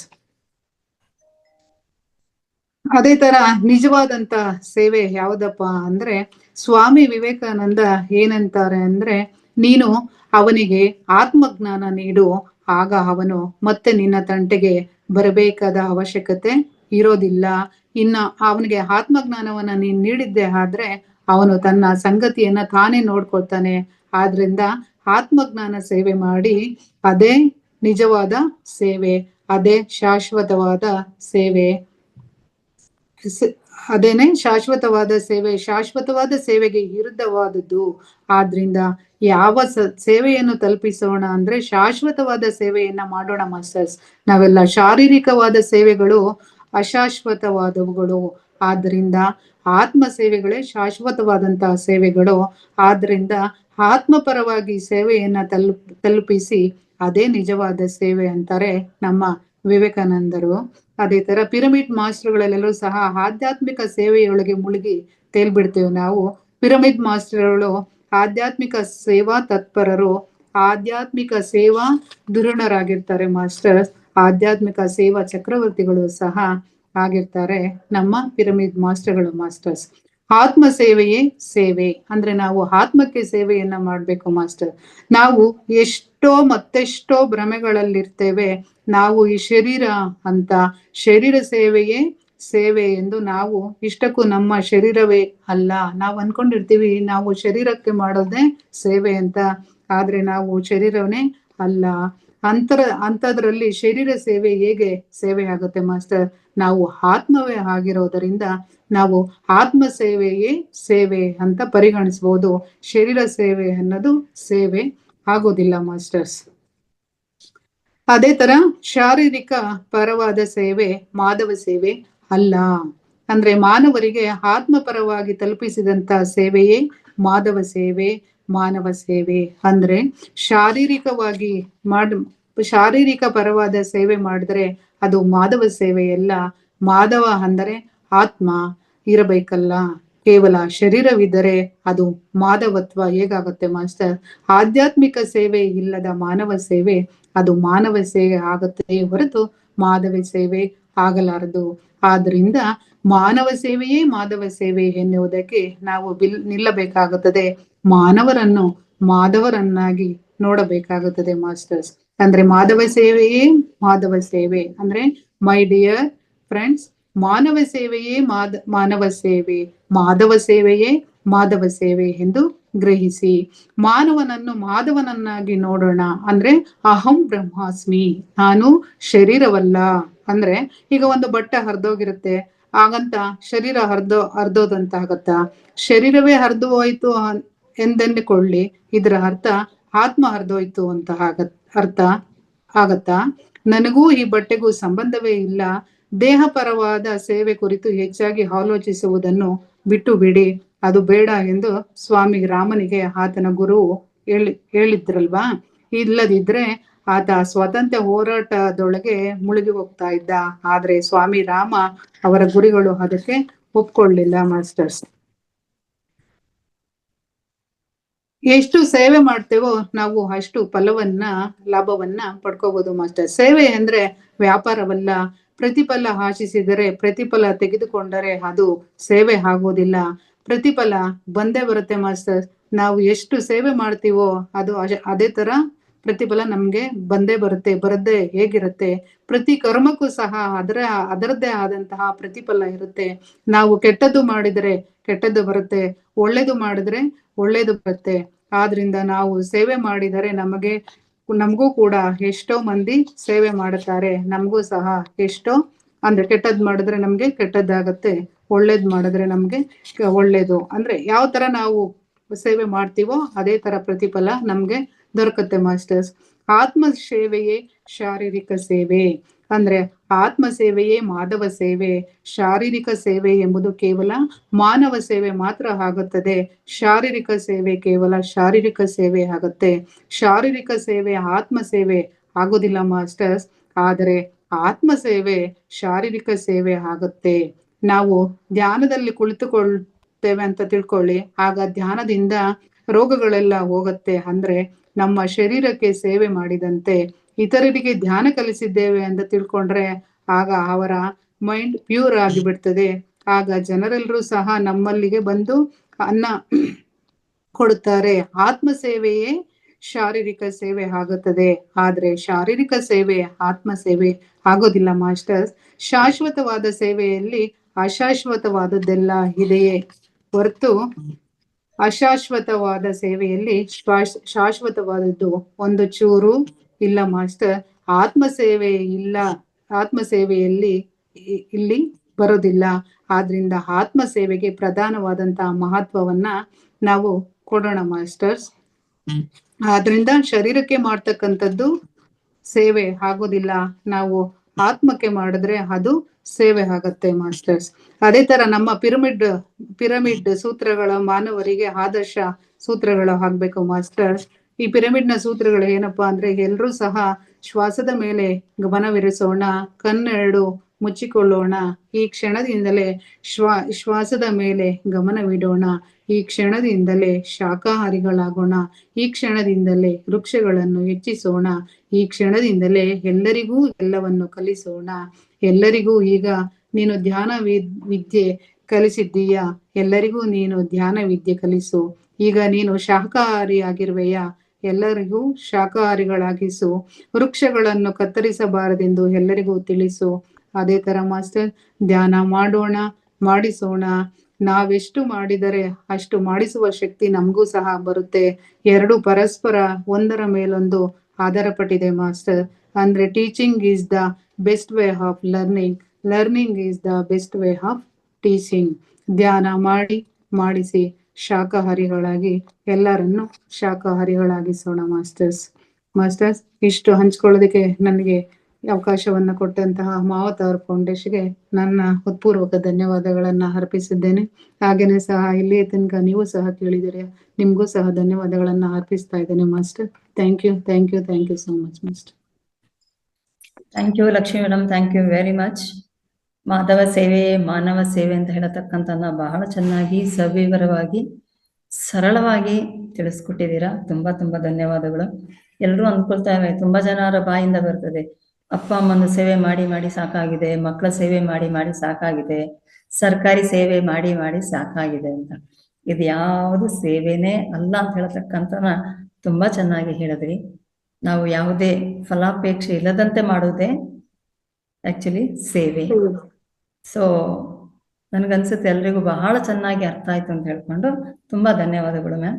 ಮಾಸ್ಟರ್ ಲಕ್ಷ್ಮಿ ಮೇಡಮ್ ಹೇಳಿದಂತಹ ಅಂಶದಲ್ಲಿ ತಮ್ಗೇನಾದ್ರೂ ಪ್ರಶ್ನೆಗಳಿದ್ರೆ ದಯಮಾಡಿ ಕೇಳಿ, ಅಥವಾ 1-3 ಜನ ತಮ್ಮ ಅಭಿಪ್ರಾಯವನ್ನ ಹೇಳಲಿಕ್ಕೆ ಸಹ ಅವಕಾಶ ಇದೆ. ರಮೇಶ್ ಸರ್ಗೆ ಅನ್ಮ್ಯೂಟ್ ಮಾಡಿ ಮಾತಾಡಿ ಸರ್. ರಮೇಶ್ ಸರ್ ಮಾತಾಡಿ. ಕೇಳ್ತಾ ಇಲ್ಲ ಸರ್. ಹಾ ಮೈಕ್ರೋಫೋನ್ ಕೇಳುತ್ತೆ, ಹೇಳಿ ಸರ್. ಅಲ್ಲ, ಇವಾಗ ಲಕ್ಷ್ಮೀ ಮೇಡಮ್ ಹೇಳಿದ್ ತುಂಬಾ ಚೆನ್ನಾಗಾಯ್ತು. ಇವಾಗ ಈ ದೇಹ ಇದೆಯಲ್ಲ, ದೇಹ ಇವತ್ತೆಲ್ಲ ನಾಳೆ ಹೊಟ್ಟೋಗುತ್ತೆ, ಚೇಂಜ್ ಆಗ್ತಾ ಇರುತ್ತೆ, ಮೈಂಡು ಚೇಂಜ್ ಆಗ್ತಾ ಇರುತ್ತೆ. ಆದ್ರೆ ನಾವು ಸೇವೆ ಮಾಡುವಾಗ ನಾವ್ ಏನ್ ಯೋಚನೆ ಮಾಡ್ಬೇಕು ಅಂದ್ರೆ ನಮ್ಮ ಆತ್ಮ ತೃಪ್ತಿಗೆ ನಾವು ಸೇವೆ ಮಾಡ್ಬೇಕು. ಅದ್ ಹೇಳಿದ್ದು ಆತ್ಮ ಅನ್ನೋದು ಸಾವಿಲ್ಲ, ಅದಕ್ಕೆ ಹೋಗ್ತಾನೆ ಇರುತ್ತೆ. ಅದಕ್ಕೆ ಇವಾಗ ನಾವು ತೃಪ್ತಿಗೆ ಹೋಗ್ತೀವಪ್ಪ, ನೀರೆಲ್ಲ ಕೊಡ್ತೀವಿ, ಮಾಡ್ತೀವಿ, ಅದೆಲ್ಲ ಸೇವೆ. ನಾವೇನು ಅಪೇಕ್ಷೆ ಪಟ್ಕೊಡುದು, ನಾವು ಸೇವೆ ಮಾಡೋದ್ರಲ್ಲಿ ನಮ್ಗೆ ಈ ಕೈ ಗೊತ್ತಿರೋದು ಈ ಕೈ ಗೊತ್ತಾಗ್ಕೊಡುದು. ಆ ತರ ನಾವು ಸೇವೆ ಮಾಡ್ಬೇಕು, ಅವಾಗ್ಲೇ ಸೇವೆ. ಅದ್ರಲ್ಲಿ ಏನು ಅಪೇಕ್ಷಣೆ ಪಡಿಕೊಡುದು. ನಾವು ಯಾತಕ್ ಮಾಡ್ತಾ ಇದ್ವಿ, ಏನ್ ಮಾಡ್ತಾ ಇದ್ವಿ ಅಂತ ಅಪೇಕ್ಷಣೆ ಮಾಡ್ಕೊಡುದು. ಆ ತರ ಸೇವೆ ಮಾಡಿದ್ರೆ ಮಾತ್ರ ನಮ್ಗೆ ಅದರಿಂದ ಏನ್ ಬೇಕಾಗಿಲ್ಲ. ನಮ್ಗೆ ನಾವೇನೋ ಒಂದ್ ಮಾಡ್ತಾ ಇದೀವಿ ಅಷ್ಟೇ, ಆತ್ಮ ತೃಪ್ತಿಗೋಸ್ಕರ ಮಾಡ್ತಾ ಇದೀವಿ ಅಂತ ಸೇವೆ. ಅದು ತುಂಬಾ ಚೆನ್ನಾಗಿ ಹೇಳಿದ್ರು ಅದನ್ನ. Thank you sir. ಅದಕ್ಕೆ ಹೇಳೋದು, ನಾವು ಕೊಟ್ಟಿದ್ದು ನಾವು ಇನ್ನೊಬ್ಬರಿಗೆ ಮಾಡಿದ್ರೆ ಸೇವೆ, ಅವರಿಂದನೇ ನಮ್ಮ ಸೇವೆ ಆಗ್ತದೆ ಅಂತ ಎಕ್ಸ್ಪೆಕ್ಟ್ ಮಾಡುವಂಗಿಲ್ಲ. ಯಾವುದೋ ಒಂದು ರೀತಿಯಲ್ಲಿ ನಮಗೆ ಒಂದು ಕಾಲ ಬಂದಾಗ, ನಮಗೆ ಏನಾದ್ರೂ ಆಪತ್ತು ಬಂದಾಗ ಬೇರೆ ಯಾರಾದ್ರೂ ಸಹಾಯ ಮಾಡೇ ಮಾಡ್ತಾರೆ ಅಂತ. ಅದಕ್ಕೆ ಯಾವುದೇ ಫಲಾಪೇಕ್ಷೆ ಇಲ್ಲದೆ ಮಾಡ್ಬೇಕು ಅಂತ ಹೇಳತಕ್ಕಂಥದ್ದು. Thank you sir, thank you very much.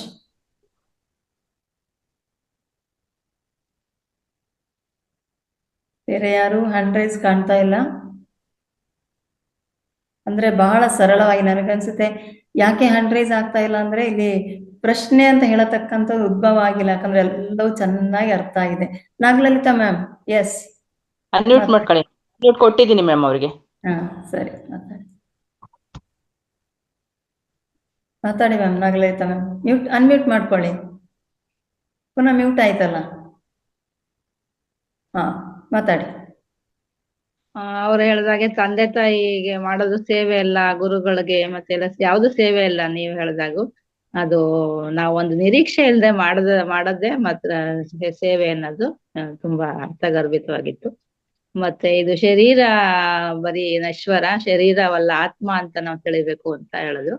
ಇದು ತುಂಬಾ ಅದ್ಭುತವಾಗಿ, ಸರಳವಾಗಿ, ಚೆನ್ನಾಗಿ ಅಂದ್ರೆ ನಾವು ಶರೀರಕ್ಕೆ ಮಾಡಿದ್ರೆ ಅದು ಸೇವೆ ಅನ್ಸ್ಕೊಳ್ಳೋದಿಲ್ಲ, ಆತ್ಮಕ್ಕೆ ಮಾಡ್ಬೇಕು. ಅಂದ್ರೆ ಅವ್ರ ಆತ್ಮನ ಚೇಂಜ್ ಮಾಡಿದ್ರೆ ಅವನು ಮತ್ತೆ ನಮ್ಗೆ ವಾಪಸ್ ಬರೋದಿಲ್ಲ. ಅವನು ಮತ್ತೆ ನಮ್ಗೆ ಏನು ಕೇಳಕ್ಕೆ, ನಾವು ಅವನ ಆತ್ಮನ ಶುದ್ಧಿ ಮಾಡಿದ್ರೆ ಅವನ ಪಾಡಿಗೆ ಅವನು ಕೆಲಸ ಮಾಡ್ಕೊಂಡು ಹೋಗ್ತಾ ಇರ್ತಾನೆ. ಅಂದ್ರೆ ಶರೀರಕ್ಕೆ ಮಾಡುವಂತದ್ದು ಸೇವೆ ಆಗೋದಿಲ್ಲ, ಆತ್ಮಕ್ಕೆ ಮಾಡ್ತಕ್ಕಂಥದ್ದು ಸೇವೆ ಆಗುತ್ತೆ ಅನ್ನೋ ತರ. ಥ್ಯಾಂಕ್ ಯು ಮೇಡಮ್, ಚೆನ್ನಾಗಿ ಅದ್ಭುತವಾದ ತಿಳಿಸ್ಕೊಟ್ರಿ madam. Thank you madam. Thank you so much. Purna madam unmute ಮಾಡ್ಕೊಳ್ಳಿ. ಕೊಟ್ಟಿದ್ದೀನಿ. ಅನ್ನಪೂರ್ಣ ಮ್ಯಾಮ್ ಅನ್ಮ್ಯೂಟ್ ಮಾಡ್ಕೊಳ್ಳಿ. Annapurna ma'am, Annapurna ma'am. ಹಾ ಪುನಃ ಮ್ಯೂಟ್ ಆಯ್ತು. ಅವ್ರಿಗೆ ಇನ್ನೊಮ್ಮೆ ಅನ್ಮ್ಯೂಟ್ ಮಾಡಿ ನೋಡುವ. ಕೊಟ್ಟಿದ್ ಮ್ಯಾಮ್ ಮತ್ತೆ. ಹಾ ಸರಿ, ಮಾತಾಡಿ ಮ್ಯಾಮ್. ಹಲೋ, ನಮಸ್ತೆ ಮೇಡಮ್. ನಮಸ್ತೆ. ನಮಸ್ತೆ ಲಕ್ಷ್ಮಿ ಮೇಡಮ್. ನಮಸ್ತೆ ಮೇಡಮ್.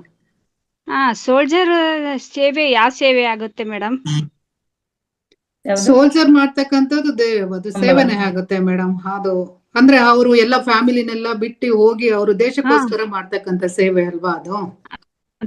ಅದ ಪ್ರಾಣದ್ದು ಇದಿಲ್ದಾನೆ ಮಾಡ್ತಾರಲ್ಲ. ಹೌದು ಮೇಡಮ್, ಅದು ಸೇವೆನೇ ಆಗುತ್ತೆ. ಅದ ಸೇವೆನ ಹೌದಲ್ ಮೇಡಮ್? ಹೌದು. ಹಾ ಥ್ಯಾಂಕ್ ಯು. ಅದನ್ನೇ ಕೇಳಿದೆ ಮೇಡಮ್. ಅದು ಸೇವೆನೇ ಆಗತ್ತೆ ಮೇಡಮ್. ಅಂದ್ರೆ ಪ್ರತಿಫಲಾಪೇಕ್ಷೆ ಇಲ್ಲದೆ ಮಾಡ್ತಕ್ಕಂಥದ್ದು ಎಲ್ಲ ಸೇವೆ ಆಗತ್ತೆ, ಪ್ರತಿಫಲಾಪೇಕ್ಷೆ ಇಟ್ಕೊಂಡು ಮಾಡ್ತಕ್ಕಂಥದ್ದು ಸೇವೆ ಆಗೋದಿಲ್ಲ ಅಂತ. ಹಾ ಹೌದು ಈಗ ಸರಿ ಮೇಡಮ್. ಸೋಲ್ಜರ್ ಯಾವುದೇ ಅಪೇಕ್ಷೆ ಇಲ್ದೇನೆ ಮಾಡ್ತಾರಲ್ವಾ ಅವರು. ಹಾ ಹೌದು, ಪ್ರಾಣ ಭಯ ಇಲ್ದಾನೆ ಮಾಡ್ತಾರಲ್ಲ ಅವರು. ಹೌದು ಹೌದು ಮೇಡಮ್, ಅದು ಸೇವೆನೇ ಅಂತಾನೆ ಆಗತ್ತೆ. ಹೌದು, ಅದನ್ನೇ ಕೇಳಿಸ್ ಮೇಡಮ್. ಹಾ thank you madam, thank you. Thank you ಅವರು ಮೇಡಮ್. ಕೂಡ ಹಣ ತಗೊಂತಾರಲ್ಲ ಮೇಡಮ್, ಏನ್ರಿ? ಸಂಬಳ. ಕೂಡ ಈ ಸಂಬಳ ತಗೊಂತಾರಲ್ಲ ಮೇಡಮ್. ಸಂಬಳ ತಗೊಂಡ್ರುನು ಅವರು ಪ್ರಾಣ ಭಯ ಎಲ್ಲ ಬಿಟ್ಟಿ ಮಾಡ್ತಾರಲ್ಲ ಮೇಡಮ್ ಅವರು. ಅದೇ ರೀ, ಪ್ರಾಣ ಭಯ ಬಿಟ್ಟು ಮಾಡ್ತಾರಲ್ಲ, ಅದು ಸೇವೆನೇ ಅದೇ ಆಗುತ್ತೆ. ಸೇವೆನೇ ಆಗತ್ತೆ. ಶಶಿಕಲಾ ಮೇಡಮ್ ಕೊಡಿ. ನಮಸ್ತೆ. ನಮಸ್ತೆ ಮೇಡಮ್. ಈಗ ದೇಹಕ್ಕೆ ಮಾಡಿದ್ದು ಸೇವೆ ಅಲ್ಲ ಅಂತ ಹೇಳಿದ್ರಲ್ಲ, ಅವಾಗ ನನಗೆ ಮದರ್ ತೆರೇಸಾ ಅವ್ರದ್ದು ನೆನಪಾಯ್ತು. ಅವ್ರು ಮಾಡಿದ್ದು ಎಲ್ಲ ಆತ್ಮ ಸೇವೆ ಅಲ್ಲ, ಅದು ದೇಹ ಸೇವೆನೆ. ಸೊ ಅವಾಗ ಅದು ಸೇವೆ ಖಂಡಿತ ಹೌದು, ಮದರ್ ತೆರೇಸಾ ಮಾಡಿದ್ದು ಸೇವೆ ಅಂತ ಜಗಜ್ಜಾಹಿರ ಅದು. ಸೊ ಅದನ್ನ ಯಾವ ತರ ಜಸ್ಟಿಫೈ ಮಾಡಬಹುದು? ಇದಕ್ಕೆ ನಮ್ ರೇವತಿ ಮೇಡಮ್ ಹೇಳ್ಬೋದು ಅನ್ಕೋತೀನಿ. ಮದರ್ ತೆರೇಸಾ ಮಾಡಿದ್ದು ಶಶಿಕಲಾ ಮೇಡಮ್ ತಾವು ಹೇಳಿದ್ದು ಹೌದು. ಆದರೆ ಅವರು ಸಾಮಾನ್ಯವಾಗಿ ಏನ್ ಮಾಡ್ತಾ ಇದಾರೆ ಅಂದ್ರೆ, ನೀವು ಉದಾಹರಣೆಗೆ ಮಕ್ಕಳನ್ನ ತಗೊಳ್ಳಿ. ಎಲ್ಲಿ ಸ್ಟ್ರೀಟ್ ಅಲ್ಲಿ ಅಲ್ಲಿ ಇಲ್ಲಿ ಸಿಕ್ಕಿದನ್ನ ಮಕ್ಕಳನ್ನ ತಕೊಂಡ್ ಬರ್ತಾರೆ, ನೀವು ಅದಕ್ಕೆ ದೇಹ ಸೇವೆ ಅಂತ ಹೇಳ್ತೀರಾ.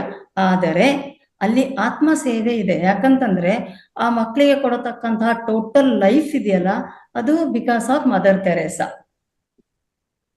ಅದು ಆತ್ಮ ಸೇವೆನೆ.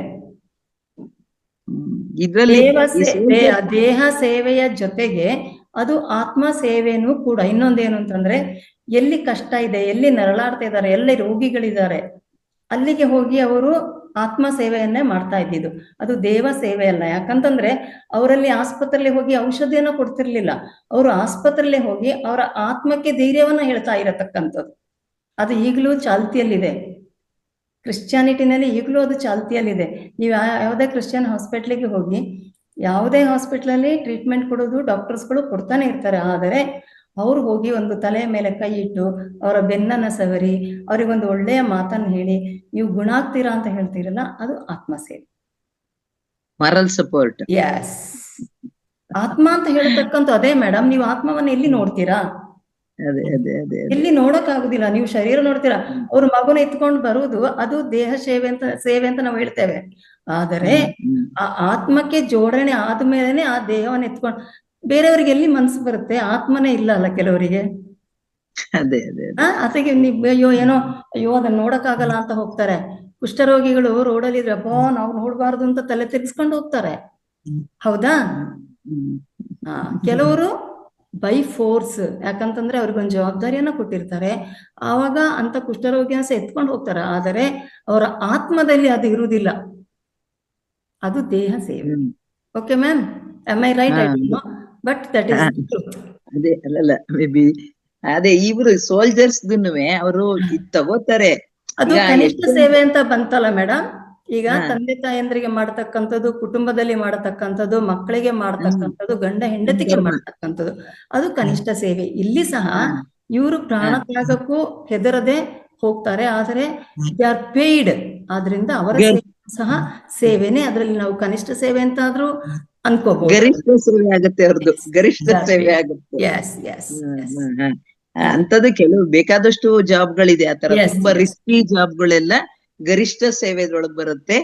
ಇದೆಲ್ಲ ಧರ್ಮ ಸೇವೆಗಳೆಲ್ಲ, ಧರ್ಮದಿಂದ ಧರ್ಮ ಅಂತ ಮಾಡೋವೆಲ್ಲ ಕನಿಷ್ಠ ಸೇವೆ ಒಳಗೆ ಬರುತ್ತೆ. ಇಲ್ಲಿ ಒಬ್ರು ತಾರಿಣಿ ಮೇಡಮ್ ಕರೆಕ್ಟ್ ಆಗಿ ಮೆಸೇಜ್ ಹಾಕಿದ್ದಾರೆ. ದುಡ್ಡು ಕೊಟ್ರೆ ಯಾರು ಸಹಾಯಕ್ ರೆಡಿ ಆಗಿರ್ತಾರೆ. ಲೈಕ್ ಅದು ತುಂಬಾ ಕರೆಕ್ಟ್ ಆಗಿ ಹೇಳಿದ್ದಾರೆ ಮೇಡಮ್. ದುಡ್ಡು ಕೊಟ್ರೆ ಯಾರು ಸಹಾಯಕ್ ರೆಡಿ ಆಗಿರ್ತಾರೆ, ಸಾಧ್ಯವೇ ಇಲ್ಲ. ಆದ್ರೆ ಸೈನಿಕರು ಅದೇನೆ ನಾನು ಹೇಳಿದ್ದು. ರೋಡಲ್ಲಿ ಕುಷ್ಠರೋಗಿ ಅಂತ ಇರ್ತಾರೆ ನೋಡಿ, ಎಷ್ಟು ಜನ ದುಡ್ಡು ಕೊಡ್ತೇನೆ ಅಂದ್ರೆ ಅಯ್ಯೋ ನನಗೆ ಬೇಡ ಅಂತಾರೆ. ಚರಂಡಿ ಕ್ಲೀನ್ ಮಾಡಿಸಿ ನೋಡೋಣ. ಚರಂಡಿ ಕ್ಲೀನ್ ಮಾಡಕ್ಕೆ ನೀವು ಎಷ್ಟು ದುಡ್ಡು ಕೊಟ್ರು ಯಾರು ಬರ್ತಾರೆ? ಖಂಡಿತ ಬರಲ್ಲ. ಅದು ದುಡ್ಡು ತಗೊಂಡು ಮಾಡ್ತಕ್ಕಂತ ಎಲ್ಲಾ ಕೆಲ್ಸನೂ ದುಡ್ಡಿಗೋಸ್ಕರನೇ ಮಾಡ್ತಕ್ಕಂಥದ್ದು ಆಗಲ್ಲ ಮೇಡಮ್. ಅದೇ ಈಗ ನಮ್ಗೆ ಆಗ್ಲಿ ದುಡ್ಡು ಕೊಟ್ಟಿ ಮಾಡಿ ಅಂದ್ರೆ ನಾವು ಮಾಡ್ತೀವಾ?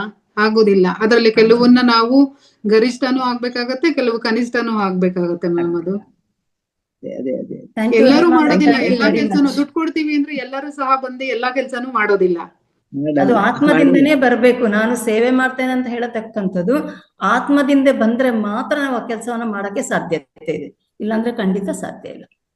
ಹಾಗೆ ಓಕೆ ಮಾಸ್ಟರ್ಸ್, ವಿಡಿಯೋವನ್ನು ಶೇರ್ ಮಾಡಿದ್ದಾರೆ. ದಯಮಾಡಿ ಚಾಟ್ ಬಾಕ್ಸ್ ಅನ್ನು ಓಪನ್ ಮಾಡಿ ಅದಕ್ಕೊಂದು ಲೈಕ್ ಅನ್ನು ಕೊಟ್ಟು ತಮ್ಮ ಕಾಮೆಂಟ್ ಅನ್ನು ಹಾಕಿ ಎಸ್ ಅಂತ ಮೆಸೇಜ್ ಅನ್ನ ಮಾಡಿ. ವೆರಿ ನೈಸ್, ಒಳ್ಳೆದು. ಒಂದ್ ಪ್ರಶ್ನೆ, ಹಾ. ರೈತ ಕೊಡೋ ಸೇವೆ ಏನ್ ಮೇಡಮ್? ಏನಪ್ಪ? ರೈತರು ಸೇವೆ ರೈತರು ಯಾರಿಗೆ ಸೇವೆ ಕೊಡ್ತಾ ಇರೋದು? ಅಲ್ಲ ಅಂದ್ರೆ ಕೊಡ್ತಾರಲ್ಲ, ಎಲ್ಲರಿಗೂ ಹಂಚಿತಾರಲ್ವಾ, ಅದಕ್ಕೆ ಏನಂತಾರೆ ಮೇಡಮ್? ರೈತರು, ಒಂದು ನಿಮಿಷ ಮೇಡಮ್, ರೈತರು ಮಾಡಿ ಹಂಚಿದ ಮೇಲೆ ಅದರ ಲಾಭ ಯಾರಿಗೆ? ಮಾರ್ತಿರಲ್ಲ, ಅದೇ ಯಾರಿಗೆ? ರೈತ ಬೆನ್ನೆಲುಬು ಅಂತ ಅದಕ್ಕೆ ಹೇಳ್ತಿದ್ದೀನಿ. ವ್ಯಾಪಾರ. ಯಶೋದಾ ಮ್ಯಾಮ್, ಭೂತಾಯಿಗೆ ಸೇವೆ ಮಾಡ್ತಾರಲ್ಲ ಮೇಡಮ್, ಅವ್ರದ್ದು ಅದು ಸೇವೆ ಮಾಡ್ತಾರೆ. ಕರೆಕ್ಟ್, ಅದು ಸೇವೆನೆ. ಆದ್ರೆ ಈಗ ಭೂತಾಯಿಯನ್ನು ಏನ್ ಮಾಡ್ತಾ ಇದ್ದೇವೆ ನಾವು? ಸೇವೆ ಮಾಡ್ತಾ ಇಲ್ವಲ್ಲ, ಕೆಮಿಕಲ್ ಎಲ್ಲ ಹಾಕಿ ಏನ್ ಮಾಡ್ತಾ ಇದ್ದೇವೆ? ಎಳಿತಾ ಇದೀವಿ. ಎಸ್, ಇಡೀ ಪ್ರಕೃತಿಯನ್ನೇ ನಾವು ನಾಶ ಮಾಡ್ತಾ ಇದ್ದೇವೆ.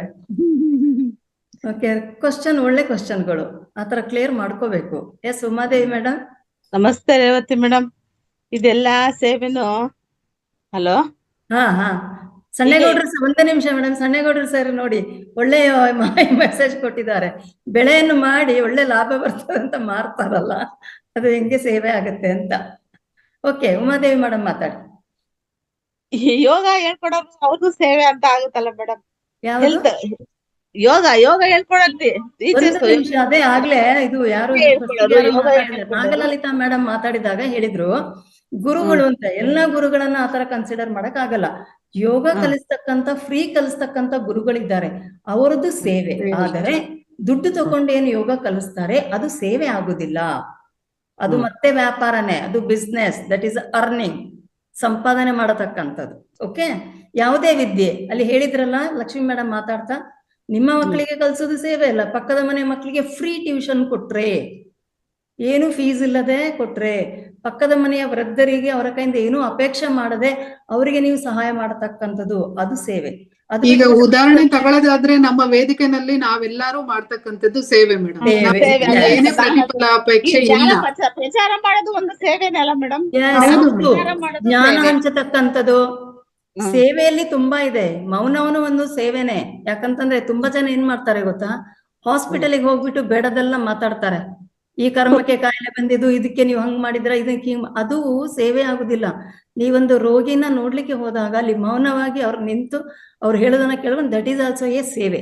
ಅದು ಬಿಟ್ಟು ಬೇಡದನ್ನ ಮಾತಾಡಿ ಅವರಿಗೆ ನೋವು ಕೊಟ್ರೆ ಅದು ಸೇವೆ ಆಗುದಿಲ್ಲ. ಹೇಳಿ ಉಮಾದೇವಿ ಮೇಡಮ್, ನಿಮ್ಗೆ ಆನ್ಸರ್ ಸಿಕ್ತಾ?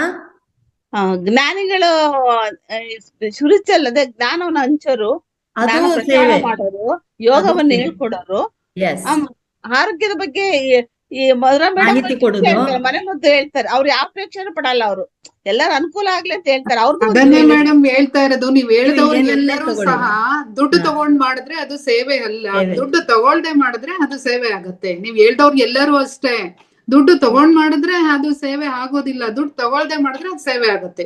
ನೀವು ಮೊನ್ನೆ ಚಿಯಾ ಸೀಡ್ಸ್ ಬಗ್ಗೆ ಹೇಳಿದ್ರಲ್ಲ, ಅದು ಒಂದು ಸೇವೆ. ಲಕ್ಷ್ಮೀ ಮೇಡಮ್ ಸ್ವಾಧ್ಯಾಯ ಮಾಡಿದ್ರಲ್ಲ, ಅದು ಒಂದು ಸೇವೆ, ಅದೊಂದು ಸೇವೆ. Okay, thank you ma'am. Shailaja madam. Thank you madam. Thank you Lakshmi madam. Thank you. Thank you ma'am. Shailaja ma'am. ನಮಸ್ತೆ ರೇವತಿ ಮೇಡಮ್. ನಮಸ್ತೆ ಲಕ್ಷ್ಮಿ ಮೇಡಮ್. ಮಾನವ ಸೇವೆ, ಮಾಧವ ಸೇವೆ, ತುಂಬಾ ಒಳ್ಳೆ ಟಾಪಿಕ್ ಆರಿಸ್ಕೊಂಡಿದ್ದೀರಾ. ತುಂಬಾ ಚೆನ್ನಾಗಿತ್ತು.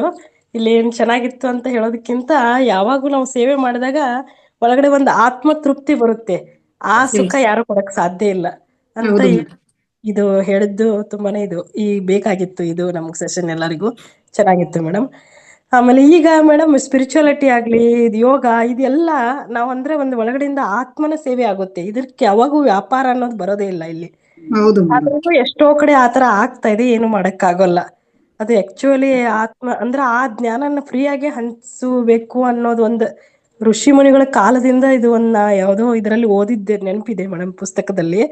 ಈ ಜ್ಞಾನನ ಯಾವಾಗೂ ನಾವು ವ್ಯಾಪಾರ ಮಾಡಬಾರ್ದು ಅನ್ನೋದೇ ಬರುತ್ತೆ, ಯೋಗ ಆಗ್ಲಿ ಪ್ರತಿಯೊಂದು ಈ ವಿಷಯಗಳಲ್ಲಿ. ಅದು ನಾವು ಇಲ್ಲಿ ಫೌಂಡೇಶನ್ ಅಲ್ಲಿ ತಗೊಳ್ತಾ ಇರೋದು, ಆಮೇಲೆ ಎಲ್ಲರೂ ಹಂಚ್ತಾ ಇರೋದು, ಇದು ನಿಜವಾಗ್ಲೂ ನಿಸ್ವಾರ್ಥ ಸೇವೆನೆ. ಎಲ್ಲರೂ ಅಲ್ವಾ ಮೇಡಮ್? ಹೌದು ಮೇಡಮ್. ಇದರ ಜೊತೆಗೆ ನಮ್ಮ ಹೇಮಾ ಮೇಡಮ್ ಹೇಳ್ತಾರೆ, ಹ್ಯಾಂಡ್ ರೈಸ್ ಮಾಡಿದ್ದಾರೆ. ಈಗ ಬದುಕುವವರಿಗೆ ಫಾರ್ ಎಕ್ಸಾಂಪಲ್ ಯಶೋಧ ಮೇಡಮ್ ಕೇಳಿದ್ರು, ರೈತರು ಅಂತ, ರೈತರು ಬೆಳೀತಾರೆ, ಮಾರಾಟ ಮಾಡ್ತಾರೆ, ಅವ್ರು ಬದುಕ್ತಾರೆ. ಯೋಗ ಅಂತ ಟ್ರೈನಿಂಗ್ ತಗೊಂಡವರು ಅವರ ವೃತ್ತಿಯೇ ಯೋಗ ಅಂತ ಹೇಳಿದಾಗ ಅವರು ಸೇವೆನೇ ಮಾಡ್ಕೊಂಡು ಹೋದ್ರೆ ಅವ್ರಿಗೆ ಹೇಗ್ ಬದುಕ್ಬೇಕು? ಅವ್ರಿಗೆ ಒಂದು ಹೌದು, ಅದು ಕರೆಕ್ಟ್ ಮೇಡಮ್ ನೀವು ಹೇಳಿದ್ದು.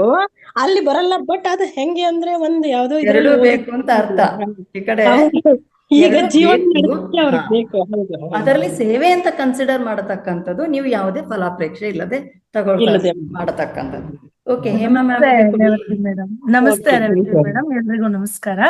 ಆಕ್ಚುಲಿ ಸೇವೆ ಕರೆಕ್ಟ್, ಆದ್ರೆ ನಾವ್ ಇವಾಗ ದುಡಿಯಕ್ ದುಡಿಲೇಬೇಕು. ಇವಾಗ ಏನೇ ಒಂದು ಮಾಡಿದ್ರು ಅದರಲ್ಲಿ ಇವಾಗ ಒಂದು ವಸ್ತುಗೆ ಎಷ್ಟು ಬೆಲೆ ಇರುತ್ತೋ ಅಷ್ಟು ಕೊಡೋದು, ತಗೊಳ್ಳೋದು ಸ್ವಲ್ಪ ಅಂದ್ರೆ ಇವಾಗ 10 ರೂಪಾಯಿ ವಸ್ತುಗಿದೆ ಅಂತಂದ್ರೆ 11 ರೂಪಾಯಿಗೆ ಮಾರಿದ್ರೆ ಪರವಾಗಿಲ್ಲ.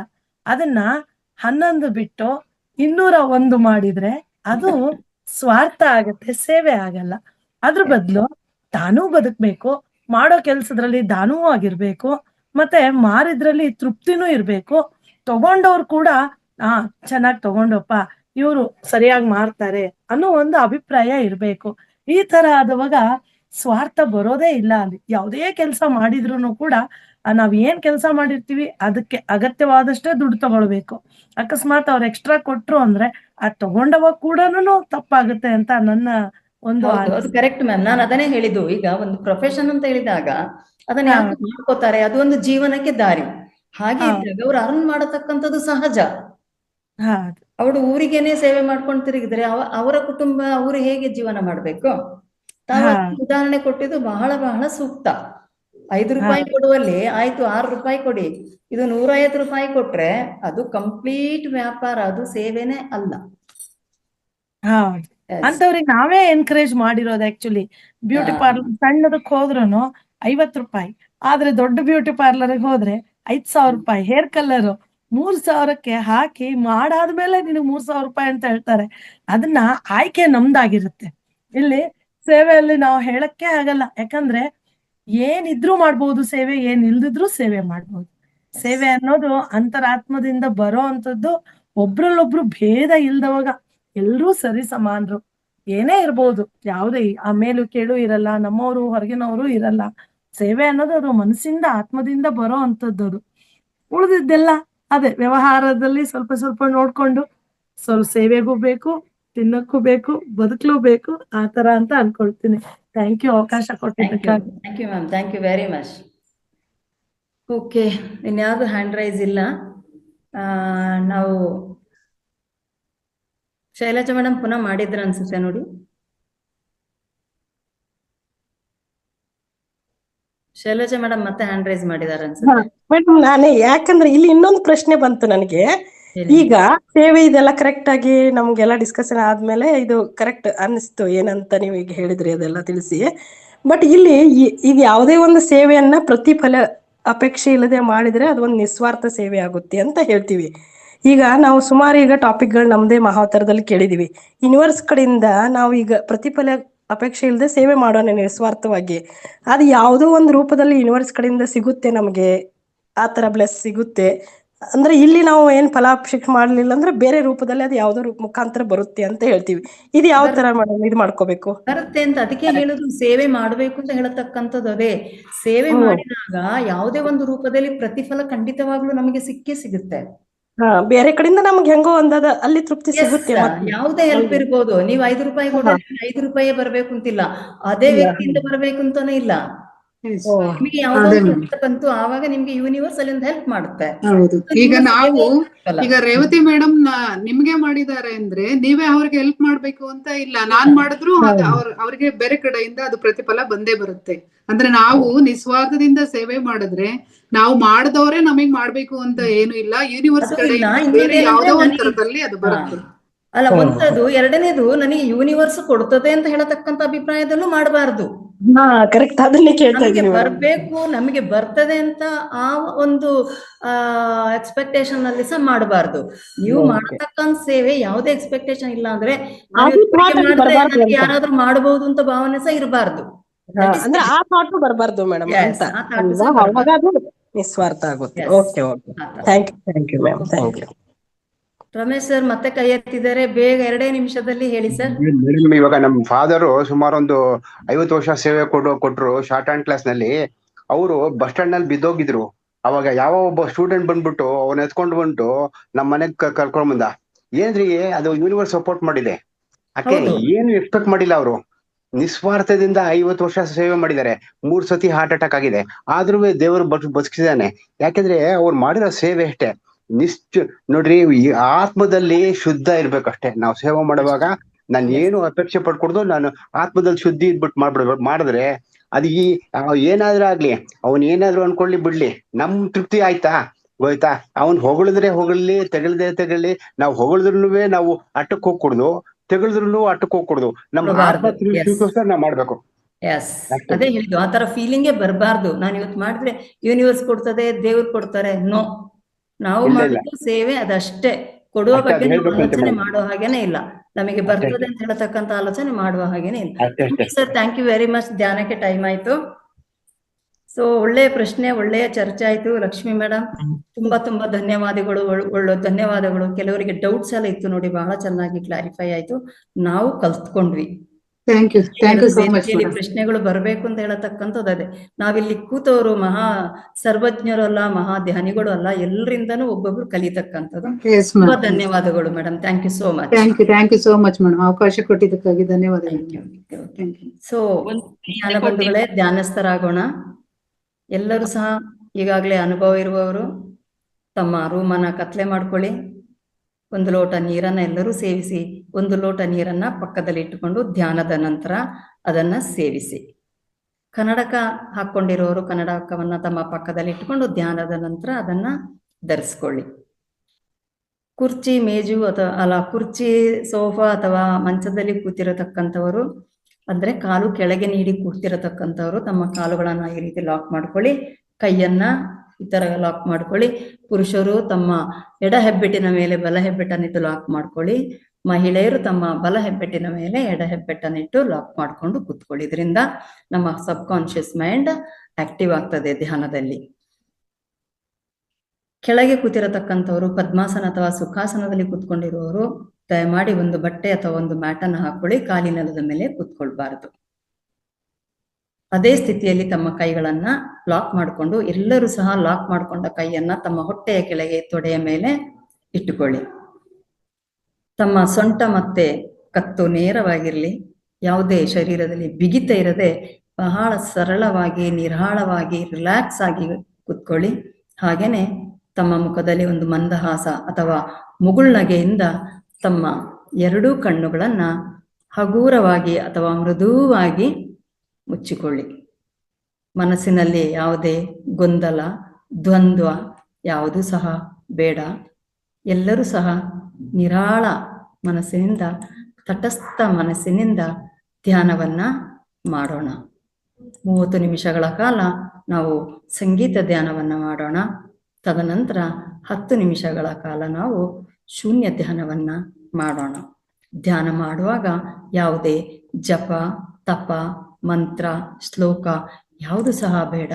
ನಾವು ಮಾಡತಕ್ಕಂಥ ಒಂದೇ ಒಂದು ಕ್ರಿಯೆ ಎಂದರೆ ನಾವು ಆಡುವ ಉಸಿರನ್ನ ಗಮನಿಸತಕ್ಕಂಥದ್ದು. ನಾವು ಆಡುವ ಉಸಿರೇ ನಮಗೆ ಪ್ರಾಣಶಕ್ತಿಯನ್ನ ಅಥವಾ ವಿಶ್ವಶಕ್ತಿಯನ್ನ ಕೊಡತಕ್ಕಂಥದ್ದು. ಇದರಿಂದನೇ ನಮ್ಮ ಈ ಶರೀರ, ಈ ಆತ್ಮ, ಈ ಮನಸ್ಸು ಎಲ್ಲವೂ ಸಹ ಇರತಕ್ಕಂಥದ್ದು. ಉಸಿರಿದ್ದರೆ ಶಿವ, ಉಸಿರಿಲ್ಲ ಅಂದರೆ ಶವ. ಎಲ್ಲರೂ ಸಹ ತಟಸ್ಥ ಮನಸ್ಸಿನಿಂದ ಧ್ಯಾನವನ್ನ ಮಾಡೋಣ.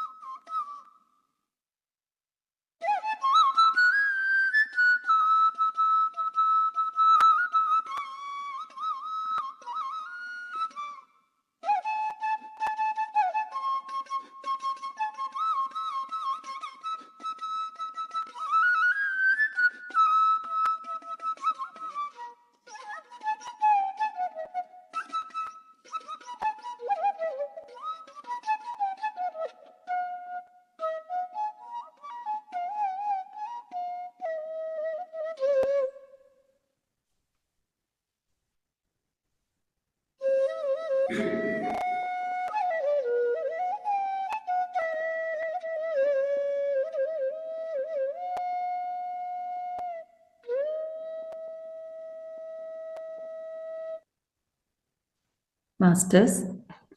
ಇನ್ನು 10 ನಿಮಿಷ ಶೂನ್ಯ ಧ್ಯಾನವನ್ನ ಮಾಡೋಣ.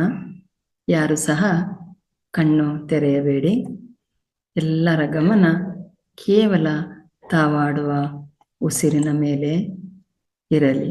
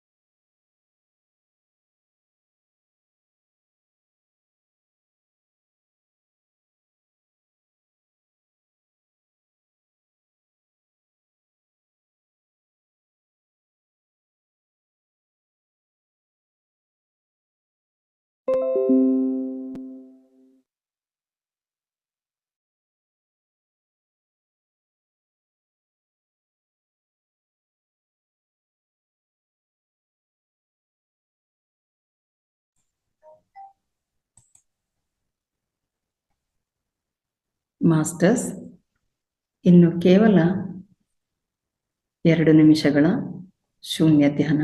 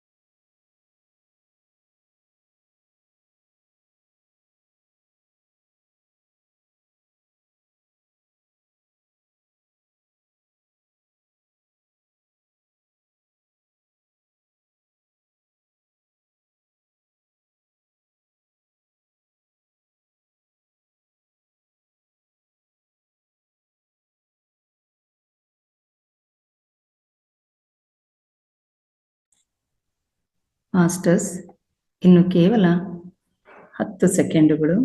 ಎಲ್ಲರೂ ಸಹ ಧ್ಯಾನದಿಂದ ಸಹಜ ಸ್ಥಿತಿಗೆ ಬನ್ನಿ. ಯಾರು ಸಹ ಕಣ್ಣು ತೆರೆಯಬೇಡಿ.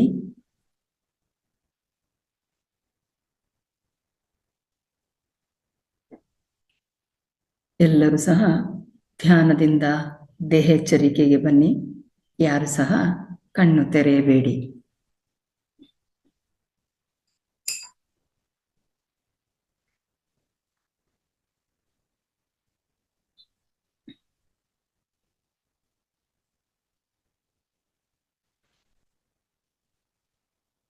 ಒಂದು, 2, 3, 4, 5.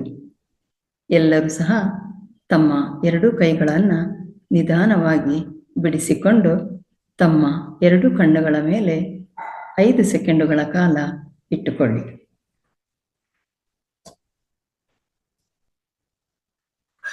1, 2, 3, 4, 5. ಎಲ್ಲರೂ ಸಹ ನಿಧಾನವಾಗಿ ತಮ್ಮ 2 ಹಸ್ತಗಳನ್ನು ನೋಡುತ್ತಾ ತಮ್ಮ 2 ಕಣ್ಣುಗಳನ್ನು ತೆರೆಯಿರಿ.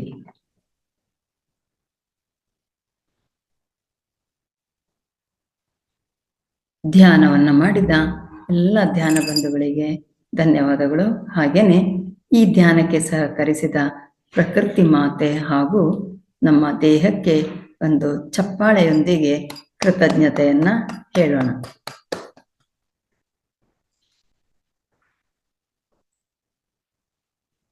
ರಘುನಾಥ್.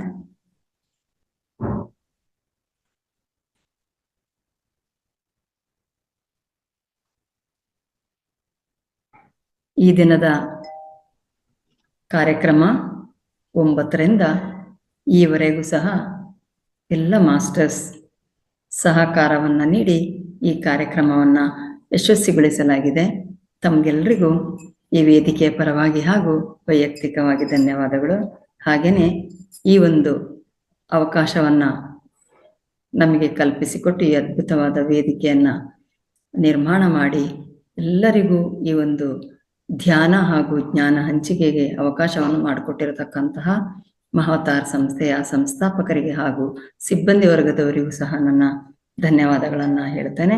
ಹಾಗೆಯೇ ಈ ಕಾರ್ಯಕ್ರಮದಲ್ಲಿ ಕೋಹೋಸ್ಟ್ ಆಗಿ ಯಶಸ್ವಿಯಾಗಿ ನಿರ್ವಹಿಸಿದ ಯಶೋಧಾ ಮೇಡಮ್ ಹಾಗೂ ನಗರಾಜ್ ಸಾಗರಿಗೆ ಸಹ ಧನ್ಯವಾದಗಳು. ಹಾಗೆ ಅದ್ಭುತವಾದ ಜ್ಞಾನ ಹಂಚಿಕೆಯನ್ನ ಮಾಡಿದ್ದು, ಜೊತೆಗೆ ಪ್ರಶ್ನೆಗಳನ್ನ ಕೇಳಿದ್ದು, ಅನುಭವವನ್ನು ಹಂಚಿಕೊಂಡಿದ್ದು ಎಲ್ಲ ಮಾಸ್ಟರ್ಸ್ಗೆ ನಾನು ವೈಯಕ್ತಿಕವಾಗಿ ಧನ್ಯವಾದಗಳನ್ನು ಹೇಳುತ್ತಾ ಇಂದಿನ ಈ ಕಾರ್ಯಕ್ರಮವನ್ನು ನಾವು ಸಂಪನ್ನಗೊಳಿಸೋಣ.